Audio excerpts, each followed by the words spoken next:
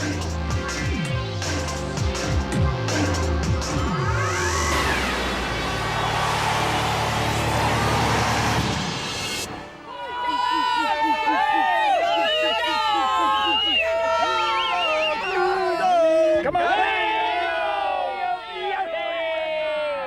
our year, the year of the dog. Go you mighty Eagles! Come on, Dolly! The Eagles! The mighty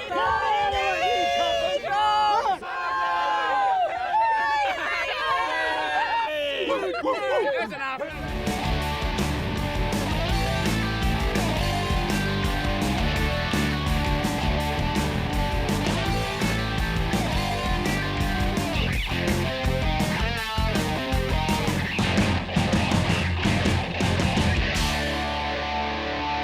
Well, 7 teams have tried and failed to make it to the one day of the year that everybody would like to play at Football Park. Hello everyone, welcome to the SANFL Grand Final. The Eagles up against Central District. Joining me as usual, Tim Ginniver. And Tim, your old side, the Magpies, got a pasting last week from the Eagles. They look in good form. On the other hand, Central's almost certainly favourites. Yeah, you'd have to say they do start favourite Centrals, and this is the big day, isn't it? And I don't think any other result really comes into it. On the Grand Final day, anything can happen, and both sides have to believe that.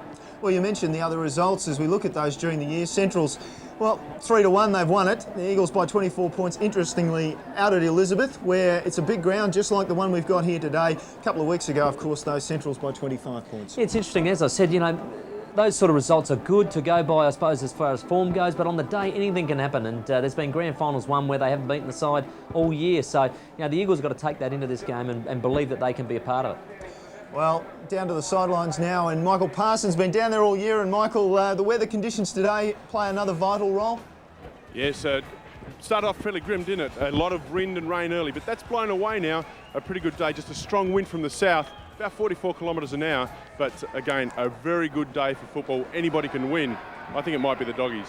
Well, look, you've had a look at their game face. Just what do you think as we see the two sides, the banner coming on for Centrals? Centrals have had a fantastic preparation, won their last 8 coming into the Grand Final, just in sensational form. Their line-up, you know, won't be changed because it's just been so good. You know, young Schooler coming into the ruck position there and dominating. He's been very important to getting it down to those ever-important McGowans and Gowans brothers. And the Eagles, conversely, as we look at those, again, a fairly big banner, hard to read it all and get it in before they break through it. But, yep, what did you think? Well, they can take a little bit out of the reserves contest. Their reserves team beat Centrals, who'd only lost 1 game for the whole year, and they beat them with a really good third quarter into the breeze. And anything can happen Grand Final day, and this lineup is not a bad... I think they get a lot of confidence out of beating Port Adelaide last week, and you look at it today, they've still got a very good midfield, and that's where they're going to have to really stand up against Centrals. And the toss was made a little earlier. Let's have a look at it. Ryan O'Connor and Tony Brown, the joint McGarry medalists, conducting the toss. Very important one, won by Daniel Healy. Never, ever should you kick into the breeze. Always go with it because you don't know what can happen during the day. Well, of course, there was a classic you speak about often years ago, Central District electing against the Maggies to kick into the breeze in the first quarter. Now, that was a big mistake. Well, it's just one of those things. I think you've got to always kick with it because it can always switch around, and if you're fortunate to be on the end of 3 quarters with the breeze, well then that's your good fortune for winning the toss. It's great atmosphere down here, isn't it? I mean, it's not a huge crowd by any means, but look, the place is rocking. Absolutely, you'll get a lot of noise today. You know, the Central's Barley Army singing their song, but there's a lot of support on this side for the Eagles, and I think that should they hit the front at any stage, I think we'll hear them. We're just about set for a start in the 2001 SANFL Grand Final. Commentators will be David Mackay taking up the initial call. Gary Window is along as well, and of course myself and Tim later on. Thank you, Neil. Welcome everybody throughout South Australia and our regional networks as Gary Window joins us, an old Central District player. I'm getting nervous, David. I didn't even switch on. I tell you what, this is going to be a beauty. Didn't the Eagles play so well last week to knock off the Maggies? And now here we are, Centrals. I can't believe I'm saying it, going for back-to-back. Go Doggies! Well, they won their first flag, the Bulldogs, last year. Both sides playing in their 4th grand final. They both won 1. The Eagles, of course, won 1 in 93. They lost in 94 in a game last year to the Bulldogs. They've been the 2 form sides of the competition throughout the finals. And umpire Darragh Ryan in his first grand final holds the ball aloft to set us off for the 2001 Grand Final. Who will it be, the Eagles or the Doggies? As Lindsay and Ruck gets first touch of the ball, down the throat it goes to McClure. He can't get clear and the umpire comes into bounce. Well, Gaz, no point asking you for a tip who you think's going to win. 20-point Centrals. I'm going to give it to you anyhow, David. So it's early, it's on in the commentary box early. Hey, McGowan, got one there. I tell Gowans just gave a little right jab and there was a beauty. I think the umpires will be onto it. These are the two hardest sides in the competition at the ball. McClure wins the tap down the throat of McGowan. It goes quickly out to Arnott. Arnott drives one through half forward. Good contest. Tate presented himself. McKinnon dragged out of the contest. Slade feeds it wide. Steinburner on the left, turns it around the corner. Will he forget the first goal in the grand final? Which way does it bounce? It's a big leg break and through for 1 point. Steinburner gets the first score of the grand final. Very good movement out of there, wasn't it? And Steinburner on his wrong foot going to the open goal. You think he could have kicked it. Easy to say that from up here, but a good attacking move with the win. First blood to the Dogs. Tim Geneva joins us. Tim, a lot to like about these two sides. Well, yes, I think that little kick wasn't a good one. Gowans gets his pants dragged off him. Sorry, Crossy, McCartan dragged out of it, now Slade, and the umpire's blown for a free kick, and the Eagles will take advantage of it as Sikalella streaks away, takes the advantage free kick, and goes through half forward. Matthews, clean bowled in the contest. Guerra comes back on the little fella. He's tough and hard at it on the left boot towards half forward. The kick is a pinpoint, accurate one to Stevens, who goes short. Look at this. Loose men aplenty, and Ford marks about 25 metres out, slight angle. There's more loose men, and they go towards centre half forward. It's a raffle. Crowell was up and gave a good account of himself. Brought the ball to ground. McArdle tries to slip out a handball. Crowell comes crashing over the top of the ball and holds it in. Neil Cross, it's exactly what we expected. A fast and furious start to the grand final. Yep, 2 minutes in, and already Centrals have put the Eagles under siege. And Tim, I know we were talking off camera about the importance of a good start for the Eagles, because Centrals have won 14 and lost 1 when they've led at quarter time. Slade picks it up, feeds out a hand pass, kicked in by Arnott off the left leg. That could be the opening goal. It is. Oh, that's a great start. That is a great start for the Doggies. Well, it certainly is, absolutely. I was just going to pick the other kick. They didn't go for goal, but wasn't that very good then? And to end up with Arnott, what a pickup he's been. A great goal, and the Dogs needed that. I thought they were mucking around just for that first minute, but this is very good play. And what a kick on the left foot, Tim. That's the way you've got to do it. I didn't like the other one, passing off within 35 metres. I think early in a grand final, you're right, Gary. If you're within that 15-metre range, have a shot. You're with the breeze. Make sure you nail it. But certainly Simon Arnott made up for it. Umpire Richard Williams puts it down. Lindsay to McClure. They'll play that percentage all day. Darzanos with the ball back to McClure. He's covering plenty of ground. Wide it goes, and out there Hay in front of Pesh. There is an injury cloud over Pesh, but the Eagles have declared him fit. James Gowans left that ball behind and crashing across the line. McClure, who's finding plenty of the ball in the opening moments of this game. Yes, he's had 2 kicks already, James McClure, pretty busy. David, the condition's beautiful. We could tell all our viewers, and there's the bench, but the condition's beautiful. We had a lot of rain around the hills, but here, this condition is superb. Just saw the bench there, boys. And Damien Arnold, the big ruckman, sitting down along with Rover, Marco Bello, and utility Quinton Graham for Centrals. Slade and Earl battle it out, and across the line it goes. Central's tackling's been good early. Slade getting in amongst it. That's his job. He earns the hard footy, gets it out to the runners. But the Eagles just have to persist, and whoever has a really good quarter into the breeze will probably win this contest. There's another ruck contest. We're going to see plenty of those. Schooler feeds out a very good hand pass. McGowan jams it on the boot. Almost over the head of the Eagles player there. Eventually came to the Doggies, and they get back inside 50 again, out on the false from Steinburner. A few nerves there from Steinburner. Another off the boot, but a lot of pressure out there. The side that can get steady here will have a good start. And starting on the bench for the Eagles, we saw them before, Darren Holland, Peter Fiacci and David Gallagher. And Darren Holland, for mine, would have been a good option in the back pocket to run the ball out against this breeze. The ball in dispute on the far side, diving in McGowan. Now he's in trouble. Umpire, pinged him. Oh, he dived in over the ball, and once the umpire didn't signal too high, he was in immediate trouble, and Colville will take his first kick. The Eagles skipper, in his first season as skipper, drives it long to the wing. McGregor just put his hands in the back of his player in front of him, Hotwood. They let that go away. Sikalala scrambled it forward. Now it's Arnott. He's pulled it in as well. Umpire Richard Williams says that's okay.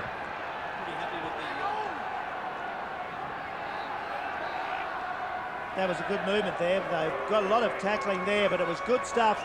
You can't hold one hand out today, though. I'd like to see them bodying the ball a little bit harder early in the game.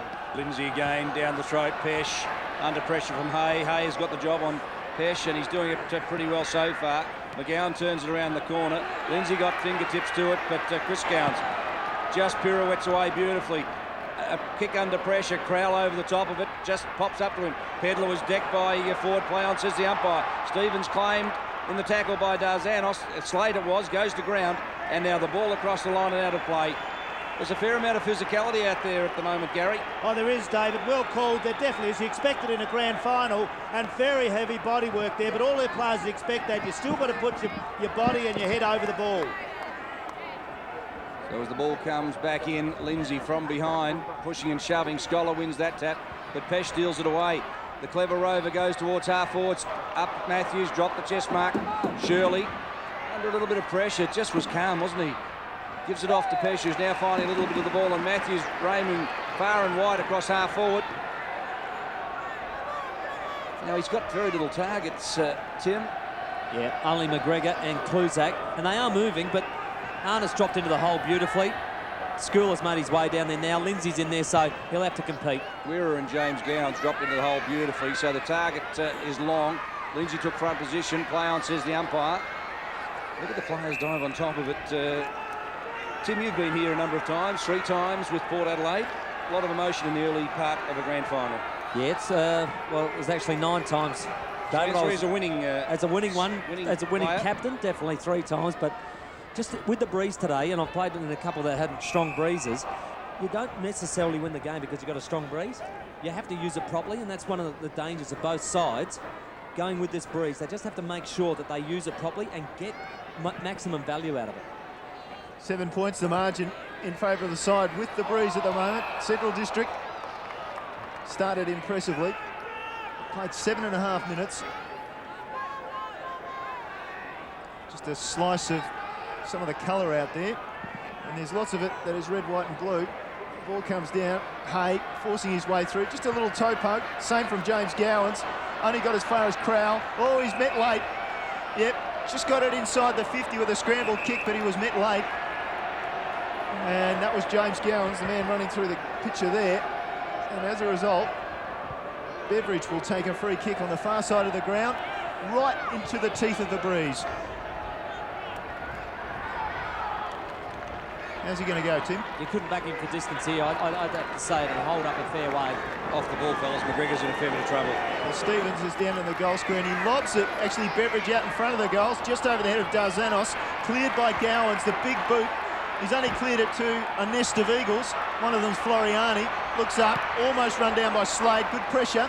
Gets it up inside 50. The big leaper was Schooler. It comes to ground eventually. The doggies work hard. They clear it. Harada. Now he's got McKinnon short and nobody long, so he chips it in short. McKinnon now has Hopwood running for him.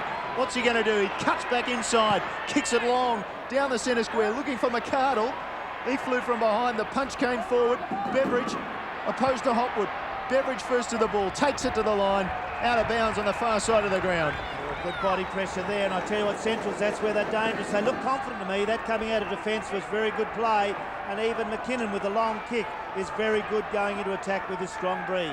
Alistair Clarkson trying to get a bit of balance in his forward line. He's going to bring off Kynan forward and put on the much smaller Marco Bello. James Gowans gathered the ball. Gee, I've had the binoculars on McGregor. How is he? He doesn't look well for the Eagles. He looks very proppy. So too does Chris Kluzak at full forward, not moving freely, and Pesh just struggling. So you just worry about the Eagles forward line, and you see how easily the Dogs brought it out of defence then. It is a concern for Ron Fuller, the coach. Crowell thumps it down. Colville on the left. Brings it back inboard. Hicks, first man there, slid into it beautifully and took a well-timed chest mark. Eagles going to have to get in front in their forward line, because that ball is definitely going to hold up with the breeze. You must be in front. This fellow Gary's been a terrific defender. Absolutely sensational. Have a look at that. Even milked that for the penalty to kick long into attack. Good play. Does it well. McArdle front position, but bustled out of it, and Crowell at the back. Read it beautifully. That breeze is very strong. There were 3 or 4 players who misread that. Sicolella on the left. You can see how that ball, Tim, is holding up into the breeze. You picked it pretty well. Arnott goes over the top. McGowan left the ball behind. Was claimed and dragged to ground, and the umpires paid the free kick. Clever work by McGowan there.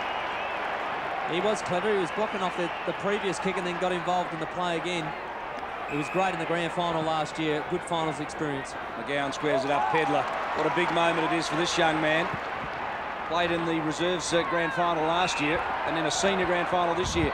Tape also under an injury crowd, but seems to be running freely. Colville just inside the line, turns it around the corner, but Arnott is first man there. Picks it up, drives long. They're playing a direct brand of football, the Bulldogs. Good and great mark, wasn't it, Pedler? Calm in the face of a storm. Sicolella and Fruin work it out, and now it's Tape. Well, went nowhere in the space of 3 possessions there, but Tape has possession. Let's just see that mark by Pedler again. He was pretty happy with it by the looks. It's pretty good play, though, Neil, for this the Eagles. You're wasting time. Oh, yeah. It's a strong win in defensive play. This will upset the Bulldogs. So Fruin with the ball, and they've actually gone back 20 metres or so from where they started through this chipping. And now Fruin comes this side of the ground. He's looking for Lindsay, gets it to the front. Through comes, well, indiscriminate kick from Sicolella, out of bounds on the full, turns it over, and the biggest kick on the Eagles side, Daniel Healy. Takes possession, the captain. Just kicks it in long, and it's all Eagles. And Tape just takes possession, hands it off. All right, while they were thinking about it, there's Hall, his running mate in defence. Hall goes short, finds Beveridge on the chest. Well, Andrew Beveridge will get up. Quick rotation of the Central's big men. Damien Arnold comes on, Schooler sits down. Again, not much on offer, certainly in switching the play. So Beveridge comes this side of the ground. The ball holds up, and well done. Shirley just comes and meets it. He's the only player who did. A great work by Lindsay, Crossy. Great shepherd. Yep, just shepherded out his man. Now comes to Matthews. He's got a hand pass on. He'll go to Pesh. Pesh looks up and not much on offer, and kicks it as hard as he can and turns it over to McGowan. Takes the mark, and now the Doggies break on the far side. Herrera's running. He's being pursued by McGregor, but he gets to the ball first. His kick was accurate. Immediately a mark, and Stevens is inside. Now James Gowans, his hand pass off to Hopwood. He runs off the half-back line. Gee, it's sloppy, but they finally get it into the open. Steinburner, his delivery pretty good, and the rolling, tumbling mark taken by McArdle. He'll get up. He didn't appreciate the attention after the mark, but he'll get up and have a shot for goal. Yeah, very courageous there. Beveridge has put someone down. He shouldn't do that there. The umpire had his back to him. Luckily, you've got to be careful. You'd expect it to be fiery, but wasn't that a better pass by Steinburner? And this kid, McArdle, one of the best kicks of the league. An absolute favourite of David Mackay's. Oh, he is. Look, he has just a terrific kicking style. Gary needed a little bit of convincing about it earlier. Oh, Ian Moghery's come up with his stats of fantastic accuracy, so I'll stay with Ian Moghery. He had 34 goals, 9 this year, which is even better than Matthew Lloyd. Not quite under the same pressure as Matthew Lloyd. As McArdle comes in, kicks from 49 metres and immediately runs away to celebrate. He's pretty happy with that one. And the Doggies, what a start. They're 13 points clear. Well, that was very good play, and they needed that goal because I believe the Eagles, Tim, there were starting to just bottle it up a bit. Centrals have got to keep kicking goals in this first quarter, and McArdle, that's absolutely beautiful. Watch the play from Steinburner. Good pass on the left leg. That's not his natural foot, and that's a good grab by McArdle coming forward. He didn't like the opposition getting into there, but that's good play. What I like about Centrals, they're still doing the 1%ers. Gowans gave off and shepherded straight away, allowed the time for the delivery. And you notice after the score of that goal that the dog pack is in the outer. Crowd clearly favours Central District. 14 minutes into the first quarter, crowd thrown away. Darzanos just skirts back, concedes a little bit of ground, finds Sicolella, who straightens up the long leg towards half forward. Up and down was Matthews well before acceptances came. Colville under plenty of pressure, took 2 possessions, dragged the ground. Herrera did very well, so too Guerra. It's a 13-point ball game, 14 and a half minutes into the first term. I think the Eagles would be happy if they could hold Centrals to 3 goals with this breeze in the first term. I think they'd be reasonably happy, because this is grand finals about persistence. They are a long marathon to win, and you just have to keep going for 4 quarters. I think they'd be reasonably happy so far. Lindsay thumps it down. McClure tries to scurry it out, gets a handball forward. Lindsay dragged out of the contest. Darzanos was clever, got through. Let's have a look at McGregor. Not moving freely. Oh, Beveridge really chanced himself and took them all on. Stevens streaks away, roving long and hard back in defence. Bello, who, other than an injured thumb this year, has had a terrific year. And that one off the hands and across the line. Fruin goes off, Michael Parsons. Yeah, I was just watching the action right in front of us there, David. I saw Fruin come off. I'm not sure if he's got an injury, but we will check it out. Now, Holland came on and he's picked up Marco Bello, Crossy. So obviously Ron Fuller just looking at a mismatch back there and is remedying it. Yeah, Fruin did very well, came over the top of a player who's obviously faster than him, so he did very well, as the Eagles do very well, working it to the back. Floriani around on the left leg, 3-on-1, but doing well was Darzanos. Picked the right option, goes to Holland, and Holland uses the pace. Almost got around his man, but still the delivery was perfect anyway, and McGregor takes the mark inside 50. Important shot and a goal, this one for the Eagles. He's a game breaker, Tim Holland. Oh, yes, and it was a good move too, because they took forward off for Central, so because they're just kicking over the top of centre-half forward anyway with this breeze. Put Bello on, and to bring Holland on, instant impact, good move. Well, McGregor had well, at times in different season, he's been up to the Crows and then back down to the SANFL level, and he was very good last week. Indeed, he's been good for the Eagles in the finals as he trots in, and that one looks to go away, and it is well away in the end, and Arnold clears it off the line and out of bounds, around about 30 metres around from the Eagles' goals in front of the old scoreboard, which reads 2-1-13 Centrals to the Eagles yet to score. I just reckon Paul Lindsay's got to get down into those squares, into the breeze, because there's no height down there if Kenny McGregor's having a shot. Yeah, it's a fair point that Crossy's made, though. He's only played 12 games for the Eagles this year. This is his 13th. And what was that for, that free kick? God. Oh. Ruck infringement, Gaz. We might have another look at it. After he shoots for goal, but he'll shoot from about 45 metres out into the teeth of this breeze, and it will require his best kick. Very hard to kick goals into this breeze at the moment, David. Well, here you go, Gary. Oh, you're joking. You're joking. Not big men out there. Well, there's a grand final, and I guess we don't want to see soft ones. Some concern about that, but I think it'll take his best kick to make the distance at any rate. And it'll lob short, as predicted. And a free kick. Kluzak. Well, it's clear. No, is it? Kluzak has got pushed out of the contest. And umpire Darragh Ryan has picked one out. There wasn't probably a lot in that either. He's just well done, Tim. I was waiting for you. I didn't want to say it twice. Just got knocked out of the contest. There was nothing in it, really, was there? Oh, that was a shocker. In a grand final, I'm getting upset up here. Two in a row for you guys. Chris Kluzak has already announced that this is his last game. He's got a chronic knee injury, and he's a very clever kick generally. And the goal umpire has a good look at that and says it's right through the middle. So the Eagles have responded. Their first goal comes at the 18-minute mark of the first term. Their one straight goal. Centrals at 2-1 in the grand final of 2001. Well, I think we can go with Gary Window and say that the Eagles were extremely lucky to get those couple of free kicks, but you make the most out of what you get in grand finals, and you must convert. No way that was a free. No, you're dead right. He just got knocked out of the contest fair and square, and look, that is a very important goal to the Eagles. Into the breeze. I think they've had a reasonable quarter anyway, and that's going to be very handy. Yeah, the Central District's rotation underway. Rick McGowan's come off Slade onto the ball, and Quinton Graham's come onto the forward pocket. Just another look from goal umpire Cam, and it's actually a brilliant shot, isn't it? Did that hit the post? Geez, Gary, you're pushing it, aren't you? Two free really kicks, and now you're saying the post. Gary, aren't you? Fair enough, it was a soft free kick, but give us a break. Oh, that was a good goal. That was a very important goal by them. The ball back in the middle, and Slade clears it for the Dogs. They go forward again. Hall was first to react at the back for the Eagles, but he's in trouble and pulled down and too high. Well, he was pretty lucky, let's put it that way. Tell you what. What? Might need an escort out of here. Oh, geez. That's a poor tackle. And yeah, it's going on the big screen too. Actually, the umpires have been very good this year, but I guess umpires have nerves, Gary.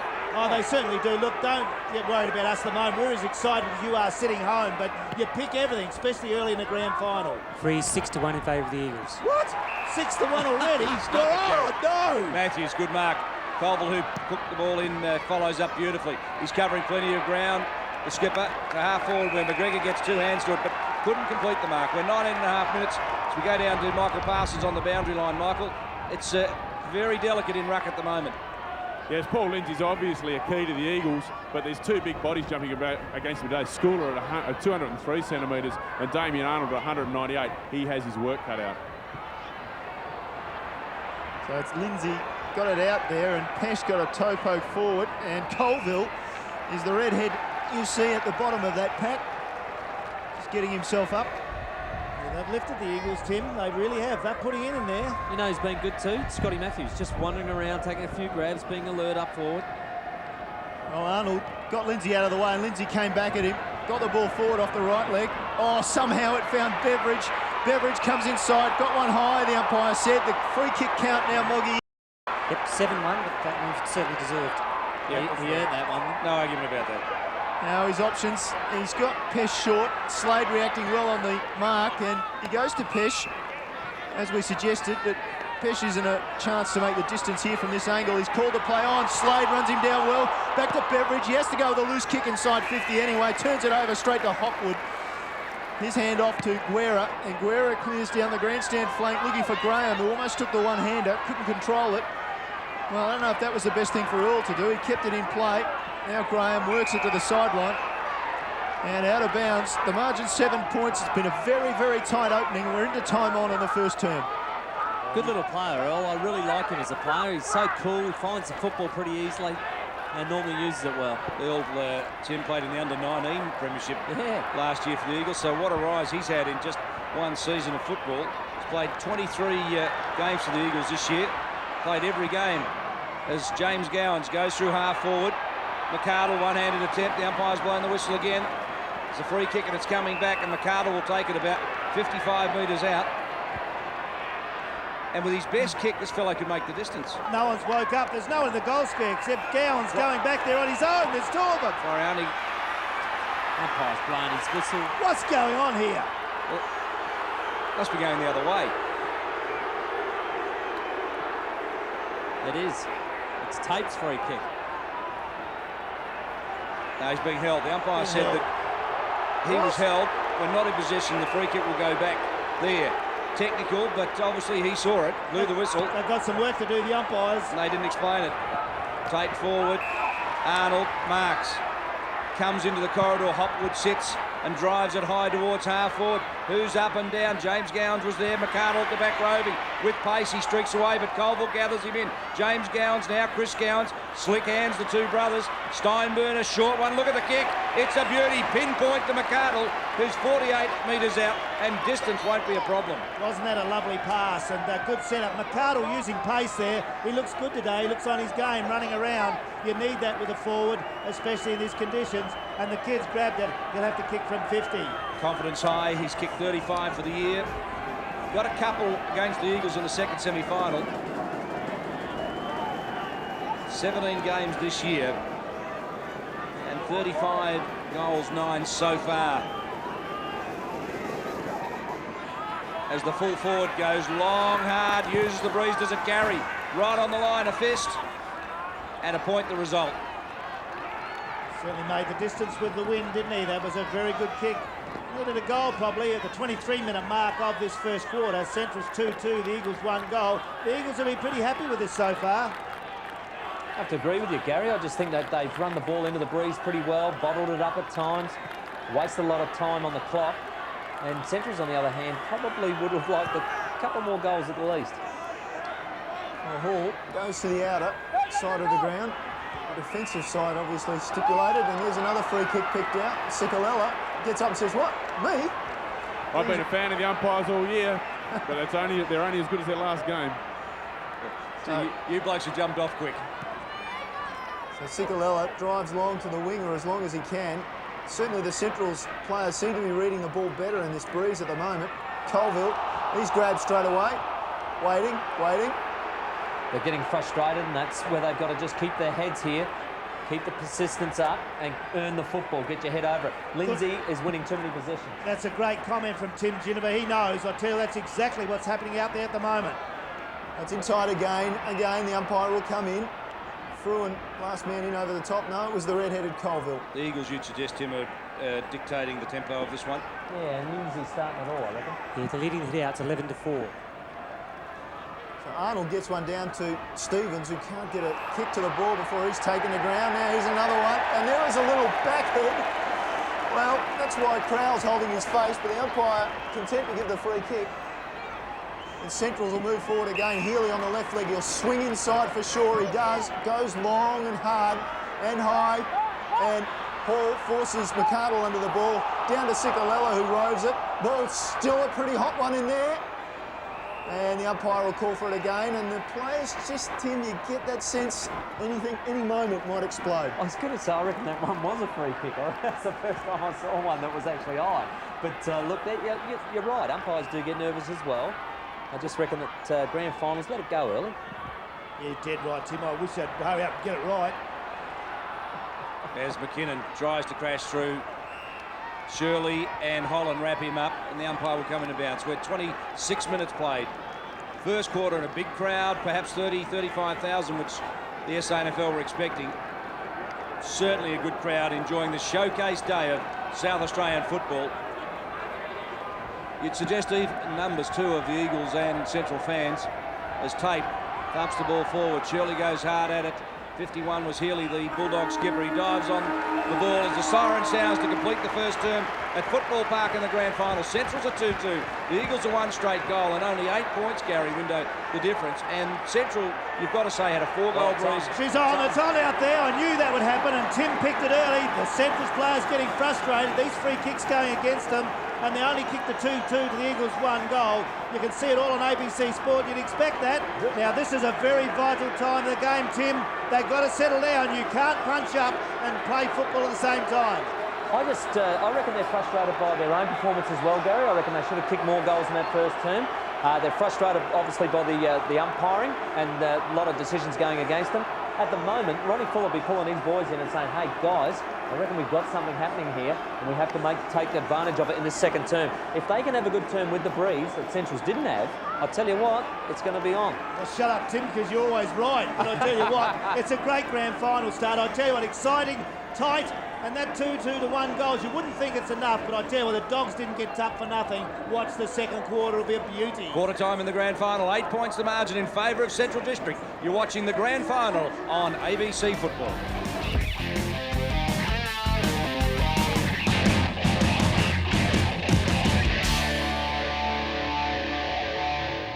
That's not a bad finish to a quarter, is it? Oh, it's getting warm, I reckon, now, and the boys have definitely fired up on either side. Well, certainly Centrals have taken the most of their opportunities at the moment, although I suppose in some ways they haven't. But Simon Arnott was important, got an early goal, just steadied them a bit. He's a good player, isn't he? And Slade, he does a lot of hard work, gets the ball out here, and Arnott's left foot kick was an absolute beauty. It was important to get an early goal. But I just felt after that they probably didn't use the ball as well on the forward line as they could have. Well, another important person up forward for them, Sam McArdle. He's been in and out of the side on occasions and sometimes not used up forward, but this afternoon, grand final afternoon, straight away he's in the play. Absolutely, he's a very good kick for goal, as we've mentioned, and you just see the contest here. You watch Chris Gowns gives Shepherds. That allows Steinburner time to deliver on his left foot. Good diving mark by McArdle. And just getting a little bit feisty with the attention, but look at the way he kicks the football. Guides it down low onto the boot and always follows through with his leg. Very good kick for goal. Nathan Steinburner, another important cog in that midfield. Now, he had a dislocated elbow earlier in the year, missed about 5 or 6 weeks. He looks okay now, though, yeah, he does, doesn't he?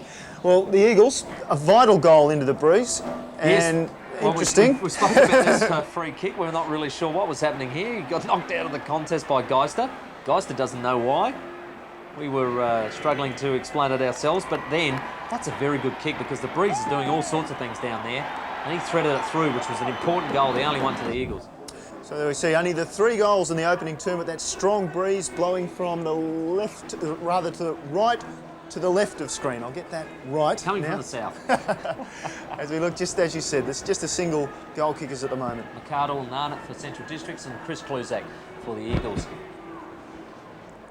As we go to the match stats and you have a look at the Eagles are finding a fair bit of the ball, particularly in the kicks. And look at the marks there, holding sway in the hit-outs of the big feature. Lindsay dominating that area and inside 50. Central District really have gone inside 11 times and have only kicked 2 goals too. They've really wasted their forward opportunities. Well, Michael Parsons has been busy listening to just what's been said by that man, Alistair Clarkson, and his opponent on the other side, Ron Fuller. Michael. Yes, Alistair Clarkson was just very quiet, very concerned. I think that his players were letting the opposition take the initiative. Basic message over the quarter-time break, just attack the ball, take the initiative, get out there and make the play. If you're behind, a big fist is what he's looking for. Ron Fuller, on the other hand, I think he's pretty pleased with what he saw in that quarter. A big pat on the back to Cicolella, very pleased with his contribution. One interesting thing to note as I walked over, from that little fracas just at on the siren, Gavin Colville has got some serious scratches across his chest, which are bleeding quite freely, so it'll be interesting to see if he can take the field right at the commencement of this second quarter.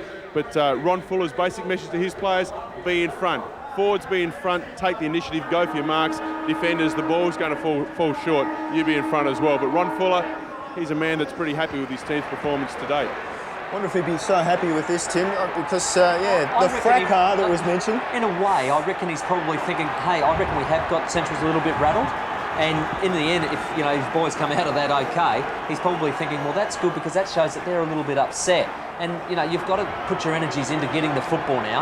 I think the Gowans boys are probably the best at it. They get into that sort of involvement, but then the first bounce and the first ball, they just smash straight into it with courage. And I think they have to do that in this term. And it's interesting, just look, Cicolella? The taping up of Justice Cicolella. He's obviously got a few problems there. But it's interesting, you mentioned the Gowans boys. I see that the eve of the second semi, they had the biggest fight they'd ever had, and it was all over toothpaste. So, well, at least they know their hygiene's good. But look, this second term, Centrals have to play as well as the Eagles did into the breeze, and I think they've got the players to do it. Rick McGowan, two Gowans brothers, Marco Bello will run it up with his legs, and I think they can do it. They play the kick behind play very well, and I think that they can probably have as good a quarter as the Eagles did. So we're in for a really good first half of the 2001 Grand Final. Let's see what happens. Here's David Mackay with the second term. Stay with us, an 8-point ball game at quarter time. The Eagles have the use of a pretty strong breeze at Football Park, and let's see this term how they use it. Lindsay thumps it down the throat of McClure, but it's stolen away by Arnott.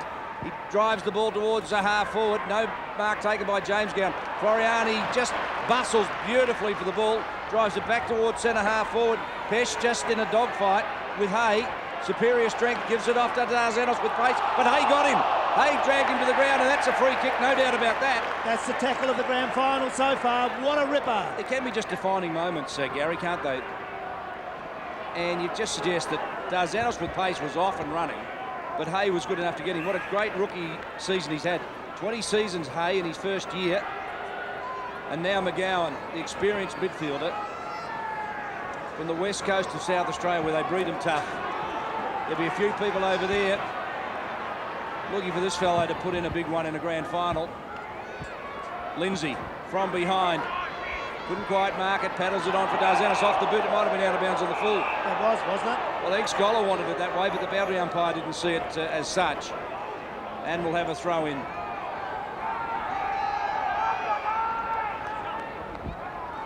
So the ball down the ground.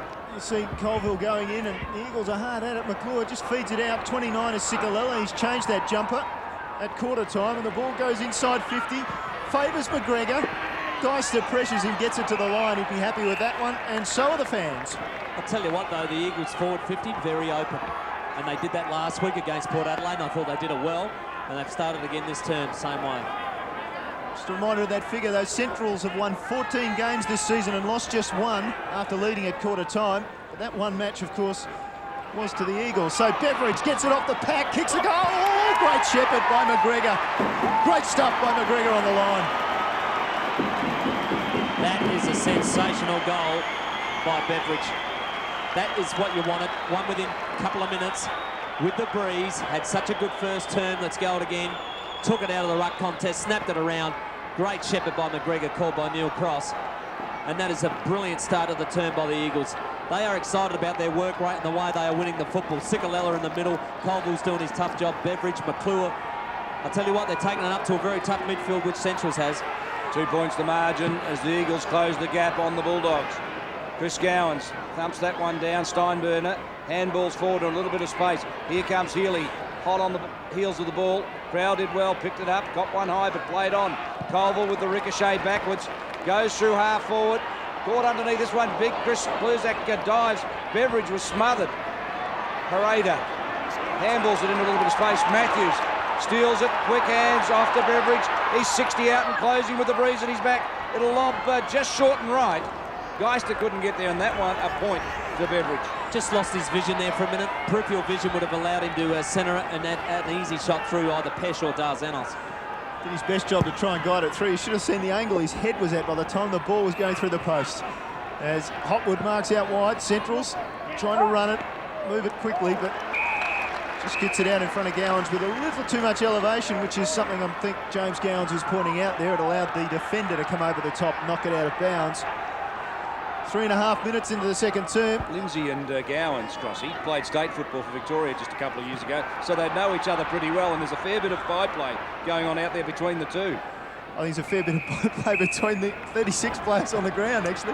Well, Gowans are the agitators, and they do it probably better than anyone else. Tim Ginnivan mentioned that before.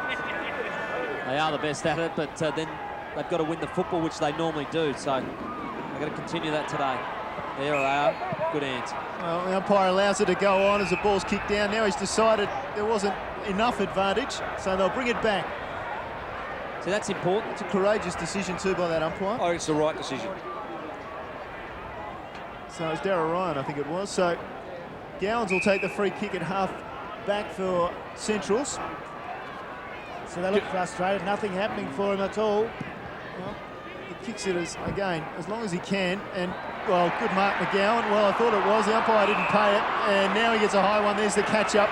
Forward comes clear. Play on. Inside 50. On the lead, McArdle. Did well. The arm's taken away by Hall, and the ball kicked away by Holland to this side of the ground. Matthews flies from behind, comes down without it. Hereda does well, takes possession. Now he's in trouble. Holding it in. Umpire says mine. It's good defence by the Eagles there, Tim. That kicking away, that's good play. That's certainly around the place at the moment. They're not going to give in this year very easy. Veteran Hereda said to me during the week that everything was very low-key, more low-key than last year, and that was the first premiership. So they're getting used to success, and that's what they want today. Eagles defenders in front. That's important. Vedler, just a youngster, 23 years of age. To Holland, the veteran, state squad member. His dad was a pretty handy player too, Dutchy Holland's dad. Wide, Colville with strength. Steinberner threw everything at him, and Colville, probably one of the best players outside of the AFL that's not playing AFL footy. Yeah, could easily be in it, couldn't he? Sigalella, Scholar, James Gowans, in turn Hicks, and a short for Steinberner. And that long-sleeved Guernsey. He'd be hot. Oh, I think he would be. It's pretty humid out there. It rained earlier and the sun's out, so the conditions will be testing the players' fitness. Hopwood, smothered by Tate, recovers the ball. 48 and closing for goal. He goes hard and long and wide. It's out of bounds on the full. 6 minutes in, 1 point the margin, and the Eagles are just slowly pulling the Bulldogs back. Have a look at this smother here. That's a terrific play, and that's what wins grand finals. Hopwood was lucky enough to get it back, but couldn't convert. The Dogs under a bit of pressure, only 1 point up. Floriani didn't like what he saw ahead of him, cuts back inside. That's where he's got a couple of runners, but elects it then to go down the line. It's a worry. Hicks, brave, takes possession, turns it around the corner. Earl, he's brave too, running back with the ball, can't get possession. Gee, that's an odd-shaped ball, isn't it? They just didn't want to go to any of the players. There'll be no lack of courage in this game, Tim. Nobody will be worrying about running with the fight of the ball. Well, it's grand final day, David. If you have, well, how about come and sit up with me? Just the guys sitting down for the Eagles at the start of the quarter, Brett Fruin, Peter Fiacci and David Gallagher. It's a different game these days, isn't it? Fruin started on the ground, would expect to be at centre-half back all day, I'm sure, and he's been ripped off for team balance. Well, we've talked, Gary, about the best centre-half back in the competition. He'd have to be high amongst them. He's a terrific player coming from Richmond, hasn't he? And played well last week, but with matchups nowadays, you never know where you're going to start. Pesh, well, the ricochet came to Arnott, just drives it up towards the 50. They bring it to ground. The pace of Steinberner. Following up was Ford, got the hand pass off, split the two doggies and gave it to Hall. Hall, an opportunity to clear high. Oh, look out, this will bring rain. And we've already had enough of that, thank you very much. It comes down to McKinnon, around the corner on the left leg. Favoured by it was McArdle. He's wanting to play on, he's thinking about it, the umpire blows time off. That'll stop go back, have a set shot. No choice now. Richard Williams still bringing him around. Now we're set to go. Now play on. No one there, play on, lad, play on! Well, he can come in right on the mark and just turn it around the corner. Got plenty of room. Why he's gone that far back, I don't know. Well, he's created a 40-metre kick for himself at the moment, Sam McArdle. Now he's going to have a set shot. He's already got one. This to extend the margin to perhaps 7 points. Now he plays on. He took his time, but he did it right, Gary Window, didn't he? He certainly did, Neil. You called it beautifully. He knew what he had to do. He got in the yardage that he needed to get in closer. He had to play on from that angle, and he did it so well. He knew what he was doing. A very important goal for the Dogs. It was McKinnon getting it down there. You saw that. That's a good grab down there by McArdle. Now, that's where I thought he was going to go. He was very close. But have a look how he did it. He knows better than us. In the grand final, he's whacked it through for his second. Great goal to the Dogs. 7 points to margin as we go back to the middle. Scholar dumps it down, but stolen away by Beveridge. A long one towards full forward. McGregor, a little push and shove at the back. 2 bites. The cherries mark it. The umpire's paid it. It's a fantastic grab, but centre clearance very important, and the Eagles were very good at that last week. And that's a good way to answer. The Dogs much needed goal into the breeze. Geister said he got hand to it. I think the replay showed he did just get a touch. So McGregor, who kicked 4 goals against Central in the second semi-final, an important kick for him. And the Eagles, he's put it right through the middle. They trail by a point, they've got the breeze at their back. And we're 10 minutes into the second term of the grand final. Well, this is a great game, isn't it? It's tough, it's hard, there's a lot of courage being shown. Ball's been won everywhere.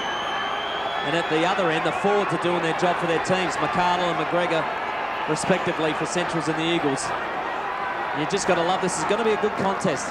I just reckon a lot of people wrote the Eagles off a little bit too soon, and I reckon they've got a little bit more finals match hardness underneath their belt now, and they can take that right up to the Dogs today. Well, the Doggies have only played twice in the past month, and well, this is interesting. Looking for blood, I think. James Yow was just pointing out what he thought was a little bit of blood. Just his rosy red lips, perhaps. Just a check there for, well, that'd be Chris Gowans then, wouldn't it? Yeah. The twins, pretty hard to tell. But if James is on the ground, that means that's Chris. And now Beveridge breaks from the centre, straightens, good dummy, and then a kick high, looking for a mark. Oh! Kluzak in the middle of the pack. The ball eventually just fell to his chest. He's got Colville running for him, and he'll take the mark as well. Inside 50, Gavin Colville, this bloke never stops running. Great player, isn't he? But that's a fantastic mark by Kluzak.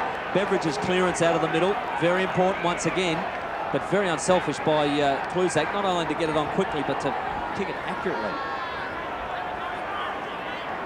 Colville, interesting, no matter which coach nor which captain wins today, it'll be a first in their debut season. So Colville comes in, he wants to hold that cup up, and he does his best. He puts the Eagles in front for the first time this afternoon. Well, that's a great kick. Very important, your skipper, to kick a goal in a grand final, to make them stick, to make them count. And Kluzak, who we know has put his hand up to say he'll have to retire due to knee problems. Didn't look like he had any there the way he leapt at that ball. Fantastic grab. And Colville does the right thing. So the Eagles lead by 5 points in the grand final. Arnold up and down, wins the ruck contest, but can't get it clear. Shirley handballs to Lindsay, who in turn distributes it wider to Colville. He looks for support, turns and steps, drives it along right down the corridor. McGregor's up and down, almost marked it. Play on, said the umpire. No mark taken, and Herrera holds the ball in and forces a bounce. Gary, I don't think there's a lot of difference in the game at the moment, but I think Paul Lindsay is probably the difference between the two sides. It's a good comment, Tim Ginner, but I'm a little bit worried. The Eagles have certainly lifted 2 very important clearances out of there, out of the centre to get those goals, and to lead for the first time this early in the game.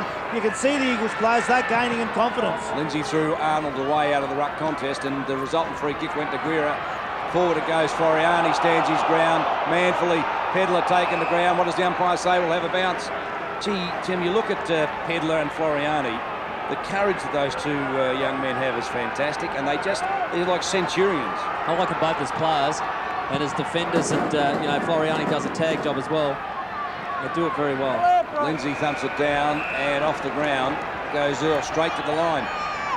With 13.5 minutes played, second term of the grand final, the Eagles lead by 5 points. They're 4-1, Centrals are 3-2, and the inside 50s, the Bulldogs have had 14, and the Eagles have had 11, and Bulldogs have had 14. We go down to Michael Parsons. You see Nick Pesh coming off. No doubt he's the first one in the rotation due to that hamstring he's been carrying all week. McKinnon just in with the left foot. Well, stretched up high, did Slade, then followed up on the ground. Could have got a free kick. Nothing going, says the umpire. Now it's his direct opponent. Holland finishes with the ball, tackled by Ford. They will get up and start again. 5 points the margin. The Eagles in front in the grand final. Would you pay this free kick? In the first quarter they would have. Yeah. Was he tackled? He was tackled. Ford, Stevens over the ball, out of bounds. But I must admit, as an old Bulldog, and with Tim sitting that's had all the experience in grand finals, if you're a player or even a supporter, you can't worry about that today. You've got to take or give what comes and just get on with the game. Can't worry about umpires one bit.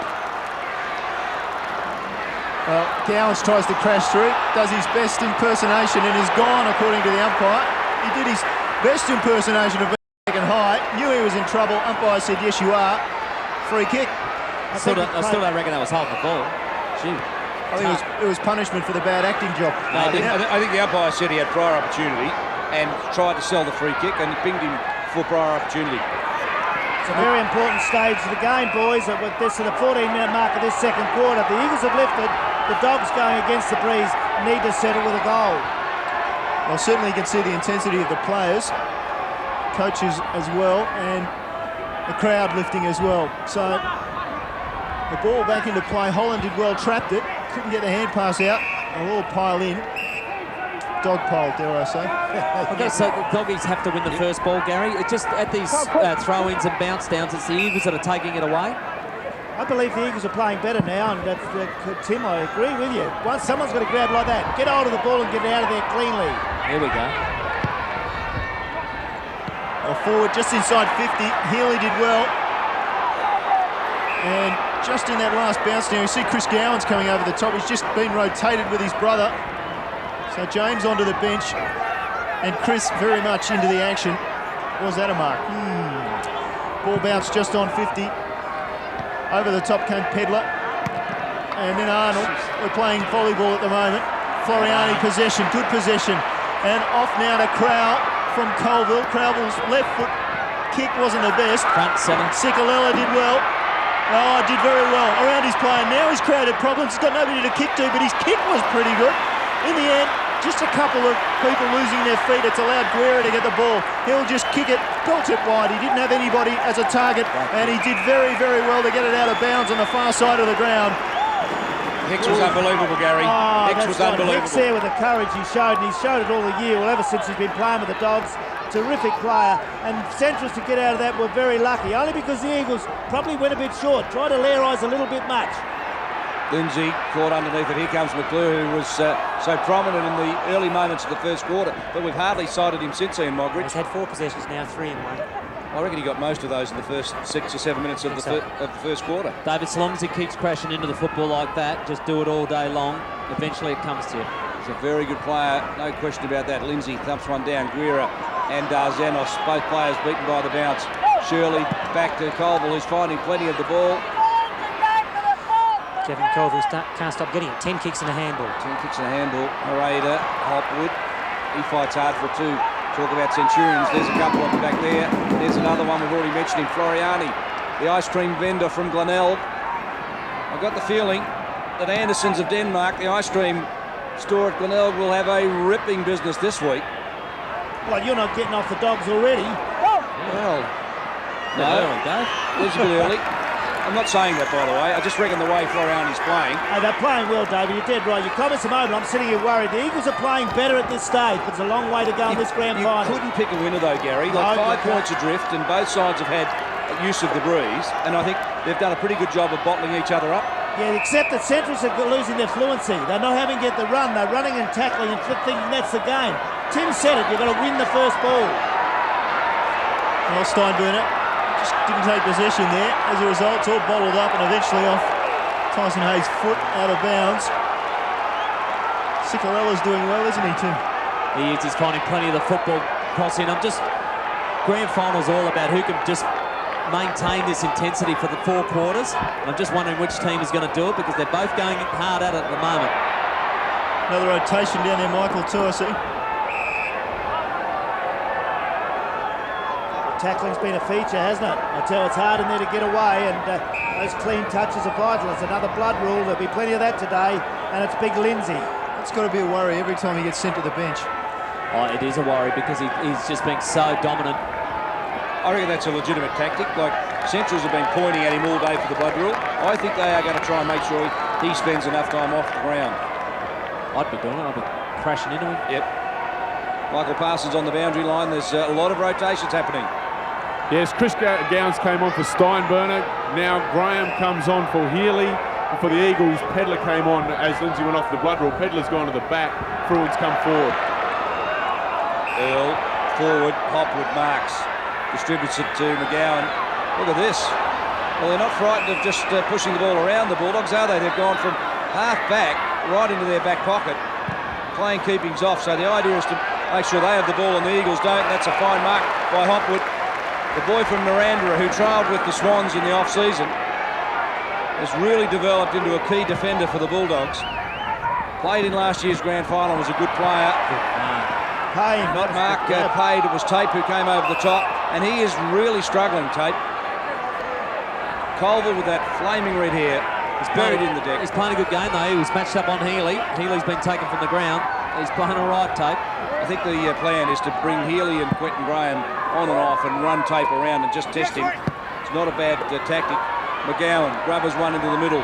Right in the corridor goes. Slade overran it. Floriani's having a great game. Over the top of this Holland. Claimed by Guerra. He gets just an important kick forward. Here comes James Gowns. What can he do? Picks up the ball. Will it sit for him? He needed a shepherd. He turns it around in the corner. Here comes McArdle. Gathers in.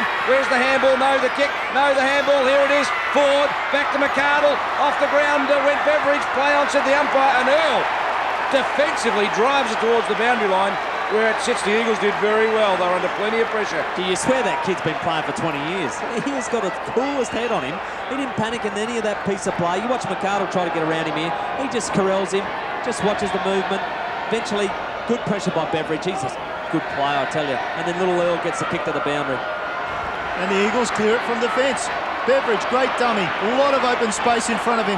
Takes the opportunity for a couple of bounces off the left leg. Goes for McGregor from behind. It's punched away by the Eagles, by the Centrals defence at least. Fiachi on the ground. Over the ball. Beveridge there with him. That's good. 2 players over the ball. And the umpire comes in to separate all the players and call for the ball. Oh, I tell you what, the Eagles, Neil, they're here to play today. They're really here to play, and they're putting in there, and the way they're attacking that ball, you can see the way that Coach Ron Fuller's got them. This second quarter, they're making everything count. Great crowd here at Football Park as the ball comes down. McClure over the top of it, bustled out of the contest. Stevens for Central District towards half forward.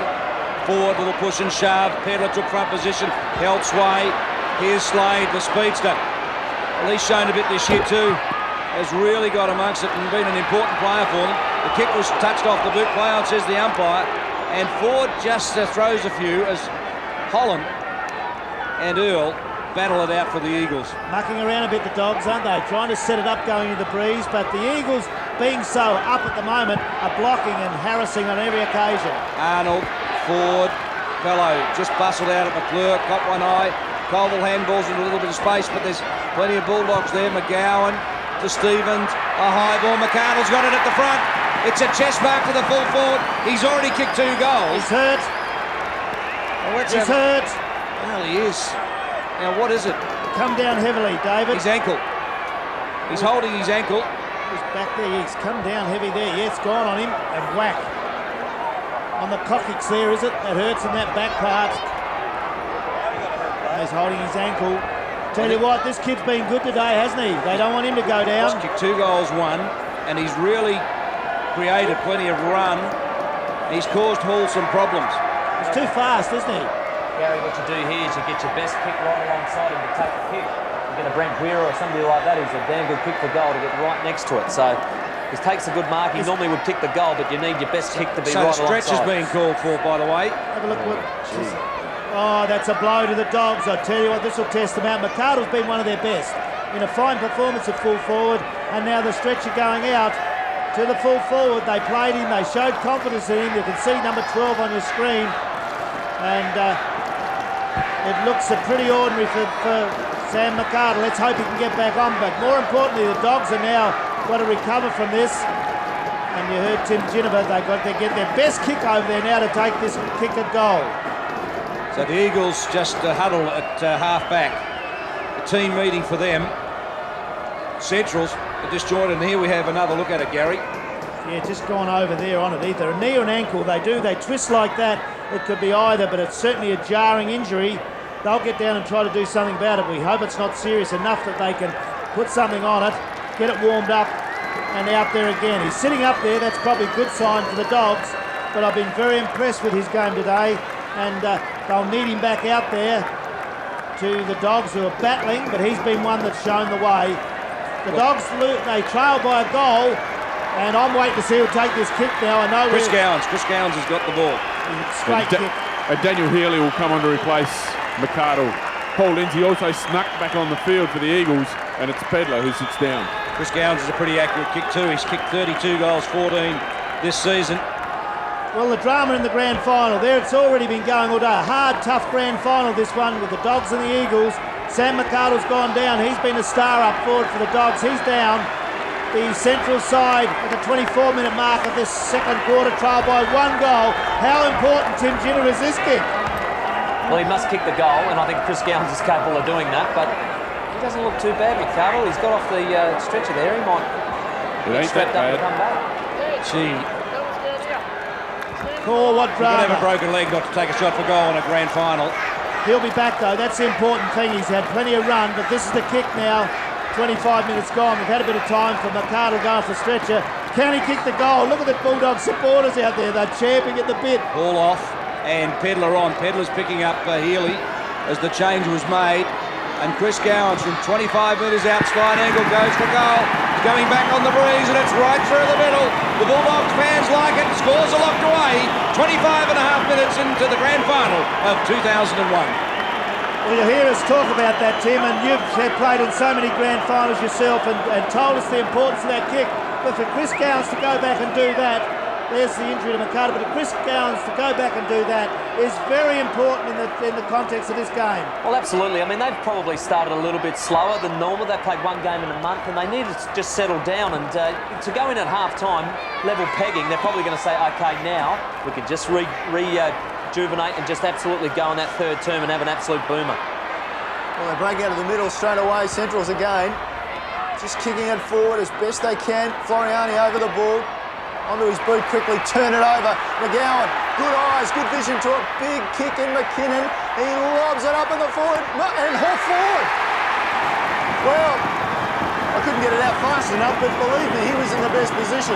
We were riding it with you, Neil, as you were doing it. We're all the same, my heart went in my mouth, but McKinnon's kick down there was vital. Yeah, Gary, I've always said that late goals are great goals. You mobbed it at best, Tim, didn't you, in the time on periods? And this is what he's doing now. Bang. Playing just his 10th game of the season. And he gets a goal, and that's an important one. In no uncertain terms for Centrals, they take that lead. What a turnaround it's been in the last 5 minutes.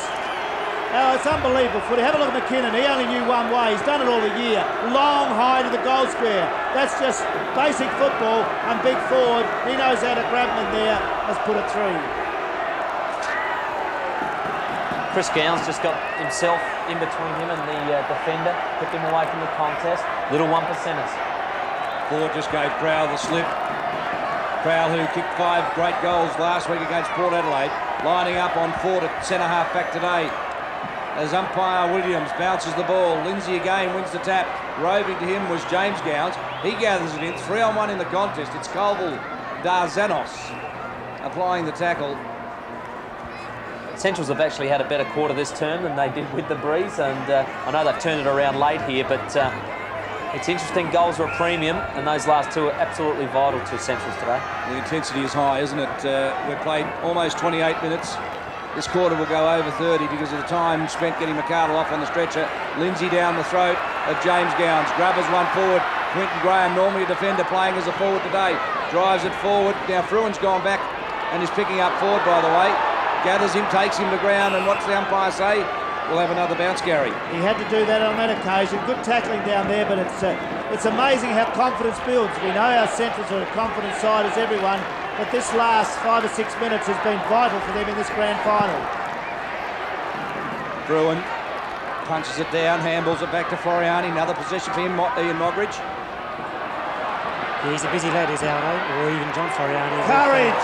Shirley was good, so too Hopwood. Both players put their body on the line for their team. And now, over the top, Hay, and another bounce results. Centrals are 5-2 as Shirley crashes in. You like to see that, Tim? Oh, it's fantastic, both players. That's grand final stuff. That's a 50-50 ball, and neither player gave up, did they? Well, over the top, another opportunity to go forward for Centrals. It falls forward for them. Now it comes to Stevens, breaks the tackle. Can he get away from Crowell? Crowell did well, put some pressure on him. The kick wasn't the best. Ran too far. Ran too far. Well, interesting assessment again. Good chase, though. Yep, Crowell just put that extra pressure on him. In the end, the kick wasn't the best because of it. And Crowell will take the free kick. Comes to the grandstand side. Looking for Kluzak. Did well. He'll get a free kick, surely, for holding. Well, it looked like his jersey got stretched, and I'm sure it wasn't a ghost that was holding it. So no soft Centrals, ones. No soft ones this second term, though, Bossy. Managed to clear it wide, out of bounds from Slade. Good defensive work, wasn't it, that? Good defence. You've got to do that. Give them nothing. So approaching 30 minutes. And as was suggested, I think we'll go well beyond 30 minutes because of the injury and a couple of other incidents. Bello looked to get one in the back, and Slade was taking the ground, trying to get it out. It's important those Centrals are getting up with the football, giving it back to the umpire. They weren't doing that early in this term, and now they are. Marco Bello cannot get into the game. He's not had a touch of the ball yet. Scholar thumps it down the throat of McKinnon. He's upended. Holland, quick work to Shirley. Quicker still does Anos. She's claimed. Here comes Colville, the red-headed skipper. Now Ciccolello outside 50. Just corralled by Hereda. Forced to turn it around. And McGregor, front position, almost gathered in. Holland, offhand, snap, and a point. The result. So 5 points the margin. The Eagles advance to 4-3. Centrals are 5-2. We're 30 and a half minutes into the second term of the grand final. I tell you what. Just one movement too many there, Gaz, I reckon. Yeah, Ciccolello does that. I wouldn't like to be playing in front of him on some occasions. So McGowan, not noted for his marking, but took one there. And Holland off the ground as Schooler gets on the far side of the ground. Takes a mark on the wing, quick to play on, gets it off to Hopwood. He's always an option, he's always running. Hopwood's kick wasn't the best, it was pretty ugly off the boot. Tate came and cleared it up. Oh, the smother from Chris Gowan. Oh, he's just going to go to the 50, and he's given one to his opponent just to go on with as the siren has sounded. And just a meeting of minds, perhaps, Tim. Yeah, rubbing of foreheads, it's an old ancient custom, but the Gowans brothers. But that's a great half of football, isn't it? The Eagles and Centrals both hard at it. I thought the Eagles dominated the first half of that term, but then Centrals started to win the first football. Got the late goals in McArdle and Ford, and that was very important to them. They now go in at half-time thinking, OK, we can just catch our breath here, reset ourselves, and really have a good third term as the Gowans brothers just have a chat to the umpire as well. So they're really getting the whole game covered here. Well, I don't think the Gowans boys stop to take breath. I think they just keep on going to whoever. So, half-time in the 2001 SANFL Grand Final. Central District 5-2-32. The Eagles 4-3-27.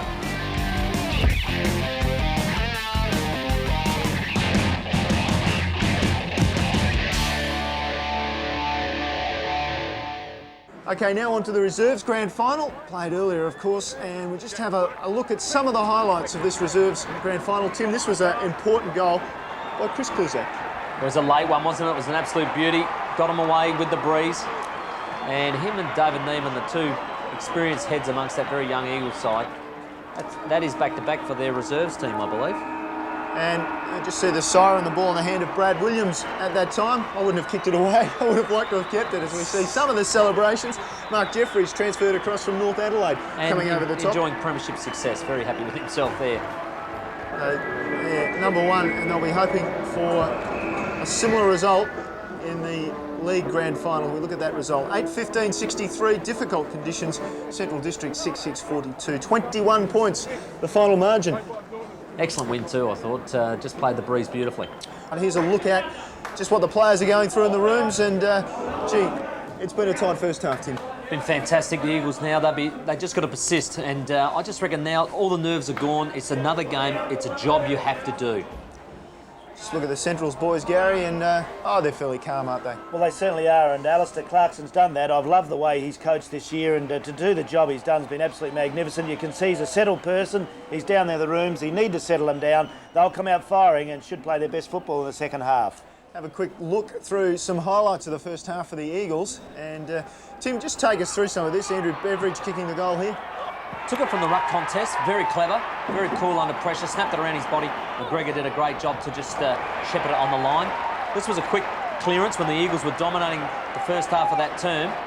Gets a quick kick, Kluzak out from a good mark, hits Colville, the skipper, head over the football, nails the goal, very important. Let's talk about the first half for the Eagles. Your highs and lows there, what have they done right? Look, I think Paul Lindsay's been fantastic. Whether he can sustain that, it's going to be important that he does. It's it's one half in your life that's so important. He has to do it to the Eagles to maintain their dominance that they were probably a little bit in that first half with the midfield, but then Central's midfield got on top, and that's going to be the key in this term. We're always talking about the midfield, but Lindsay, they went into the game, they knew exactly what they had to do, and Paul Lindsay had to stand up for the four quarters. He has to, and this is going to be the important quarter, whether he can do it again. OK, well, we'll just have a look now at what Centrals have done in the first half, and Gary Window will take us through some of these highlights. Have a look at McKinnon's kick. That's the way they played this year, the Dogs. That's what I like about their play. Get it down there quickly in the forward lines. McArdle's been terrific. He's kicked a couple. And he cut out the mid part there because he took all day and half the night before he decided what he was going to do. But he knew what he wanted to do and has done it so well. There's an important player. McGowan's been good in this comeback. Gets a handball away, and there's McArdle. This is where he hurt himself, taken from the ground on a stretcher. Chris Gowans takes the kick here, and probably the most important kick of the grand final so far. Exactly, just went over there, we saw that, and Chris Gowans took over the kick. And I tell you, that's brilliant. Now that's what playing the grand final is all about. You can't miss them. He didn't. I believe that got Central's level in this game. And then McKinnon, I love that big long left foot when you're playing there. He kicks it long again and forward. How's that? It's a big forwards mark up forward to put the Dogs in front in the grand final. That's important before half time. I know you have some doubts about Kynan Ford. He's stood up, and they need to find a forward that's going to stand up in the second half. They've shown a lot of confidence in this lad. He's played in finals interstate in Victoria. He's shown that for Dogs. He's been a good, really good player down there. Doesn't try to overplay the ball and does very well. So at half time, as we just have a glance through the scoreboard, and 5-2-32 plays 4-3-27, just the 5 points to the margin. So it's all very, very tight. It is, and it'll be interesting in this term who gets the goals, because it's going to be premium. And as you can see there, Central's McArdle 2, singles to Ford, Chris Gowans and Arnott. The Eagles with singles to Beveridge, Chris Kluzak, McGregor and Colville. As we look at the match stats, inside 50 I think is the big one. Central District have held sway there. But look at the hit-outs, 15 to 20. They're really starting to have an influence, Scholar and Arnold, on Lindsay's influence in the game as we go to Ian Mogridge and our stat stars. Each side only has the one outstanding individual, with Rick McGowan with 14 having 5 more than any other Centrals player, and Gavin Colville with 15 for the Eagles has 5 more than any other Eagles player. Well, interesting you talk about outstanding people, and down on the boundary with Michael Parsons is an outstanding former player at West Torrens, Bob Hank.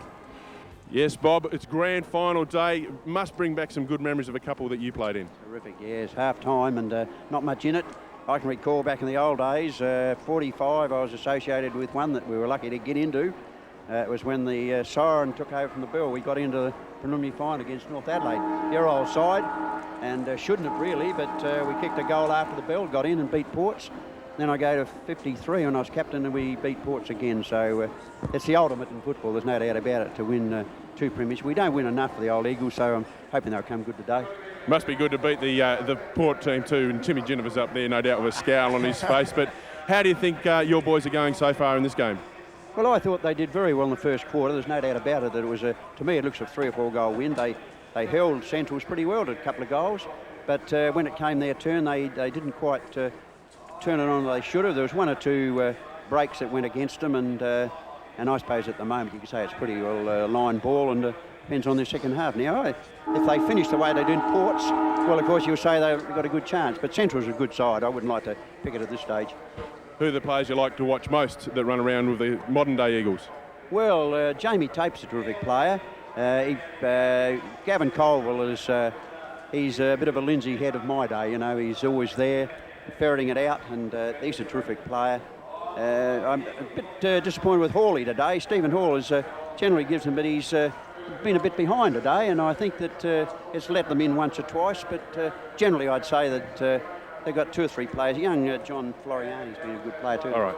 Okay, Bob, thanks very much for taking the time to talk with us. We will watch with interest, as I'm sure we will, the second half of this game. Thank you. Michael, thank you. Thanks for that, Michael. Michael, can you tell us just what the wind's doing down there? The wind, it's actually dropping off a little bit. I look behind me, it's still reasonably solid. A couple of goals, maybe 3. Did you ever cop one from him?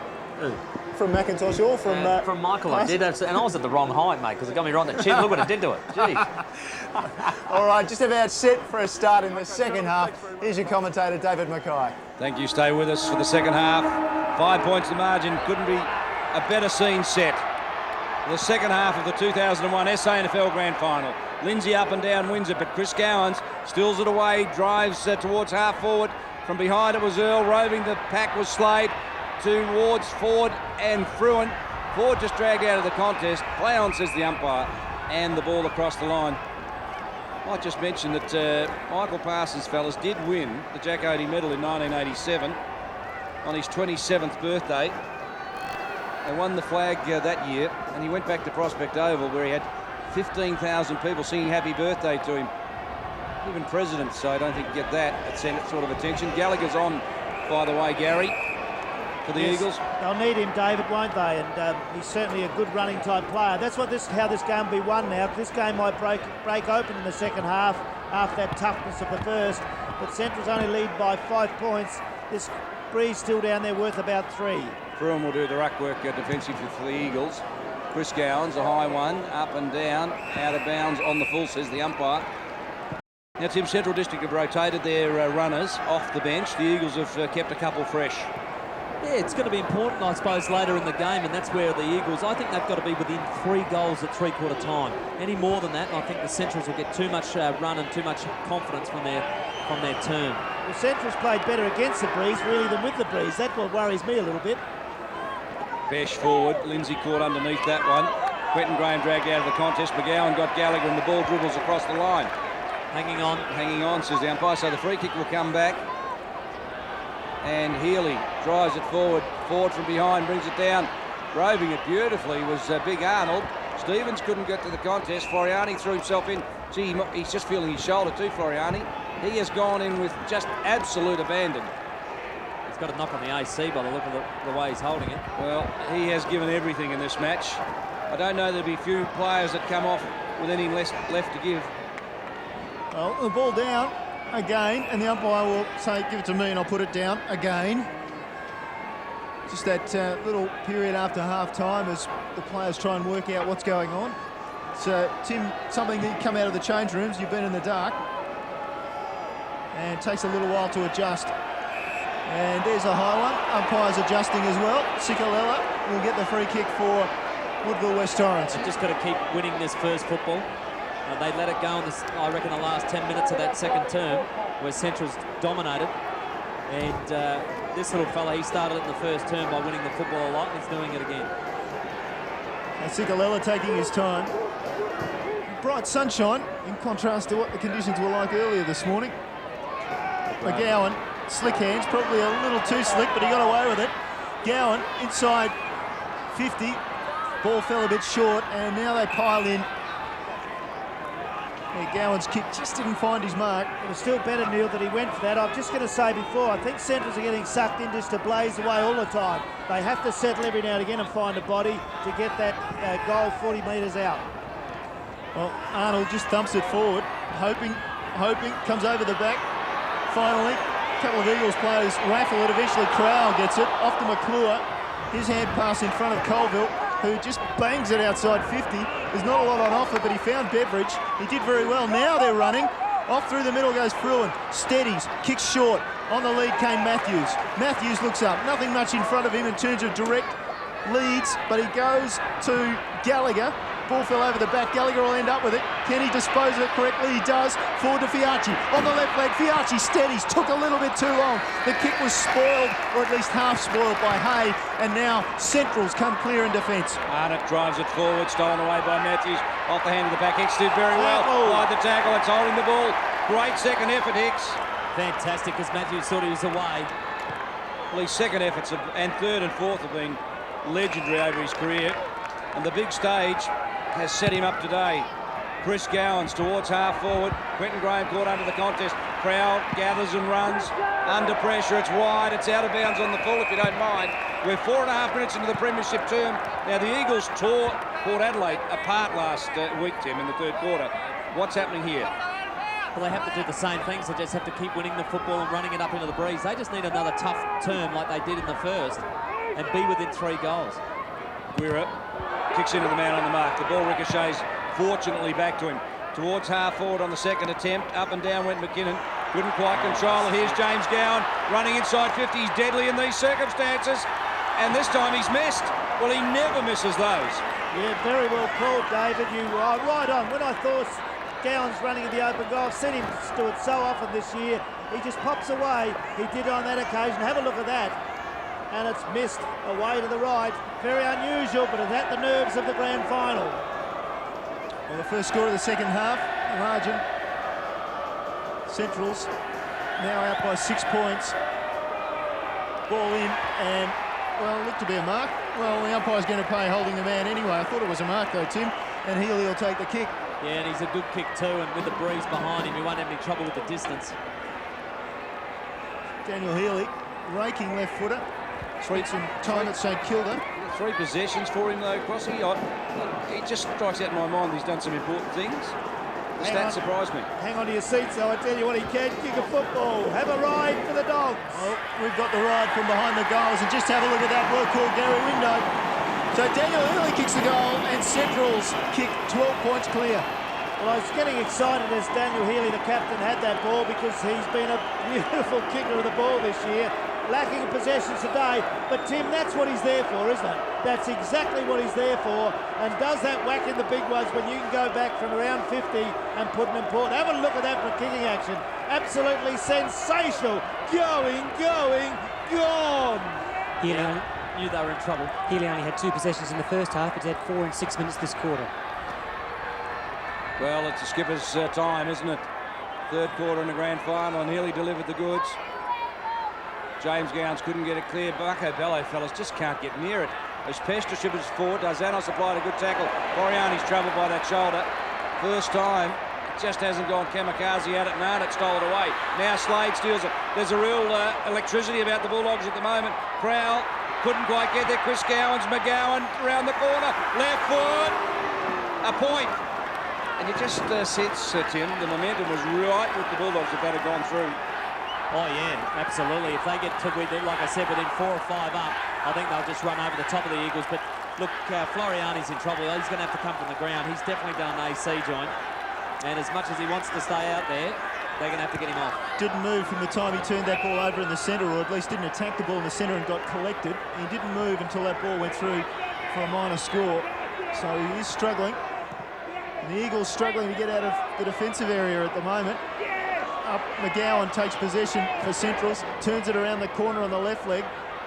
It was a bit higher, I'm sure, than what he actually thought it might go. And you can see there Floriani's grabbed his arm again. Off the ground, kicked. McClure picks it up. He's swamped. Umpire comes in, and Floriani is admitting he's gone off to the side.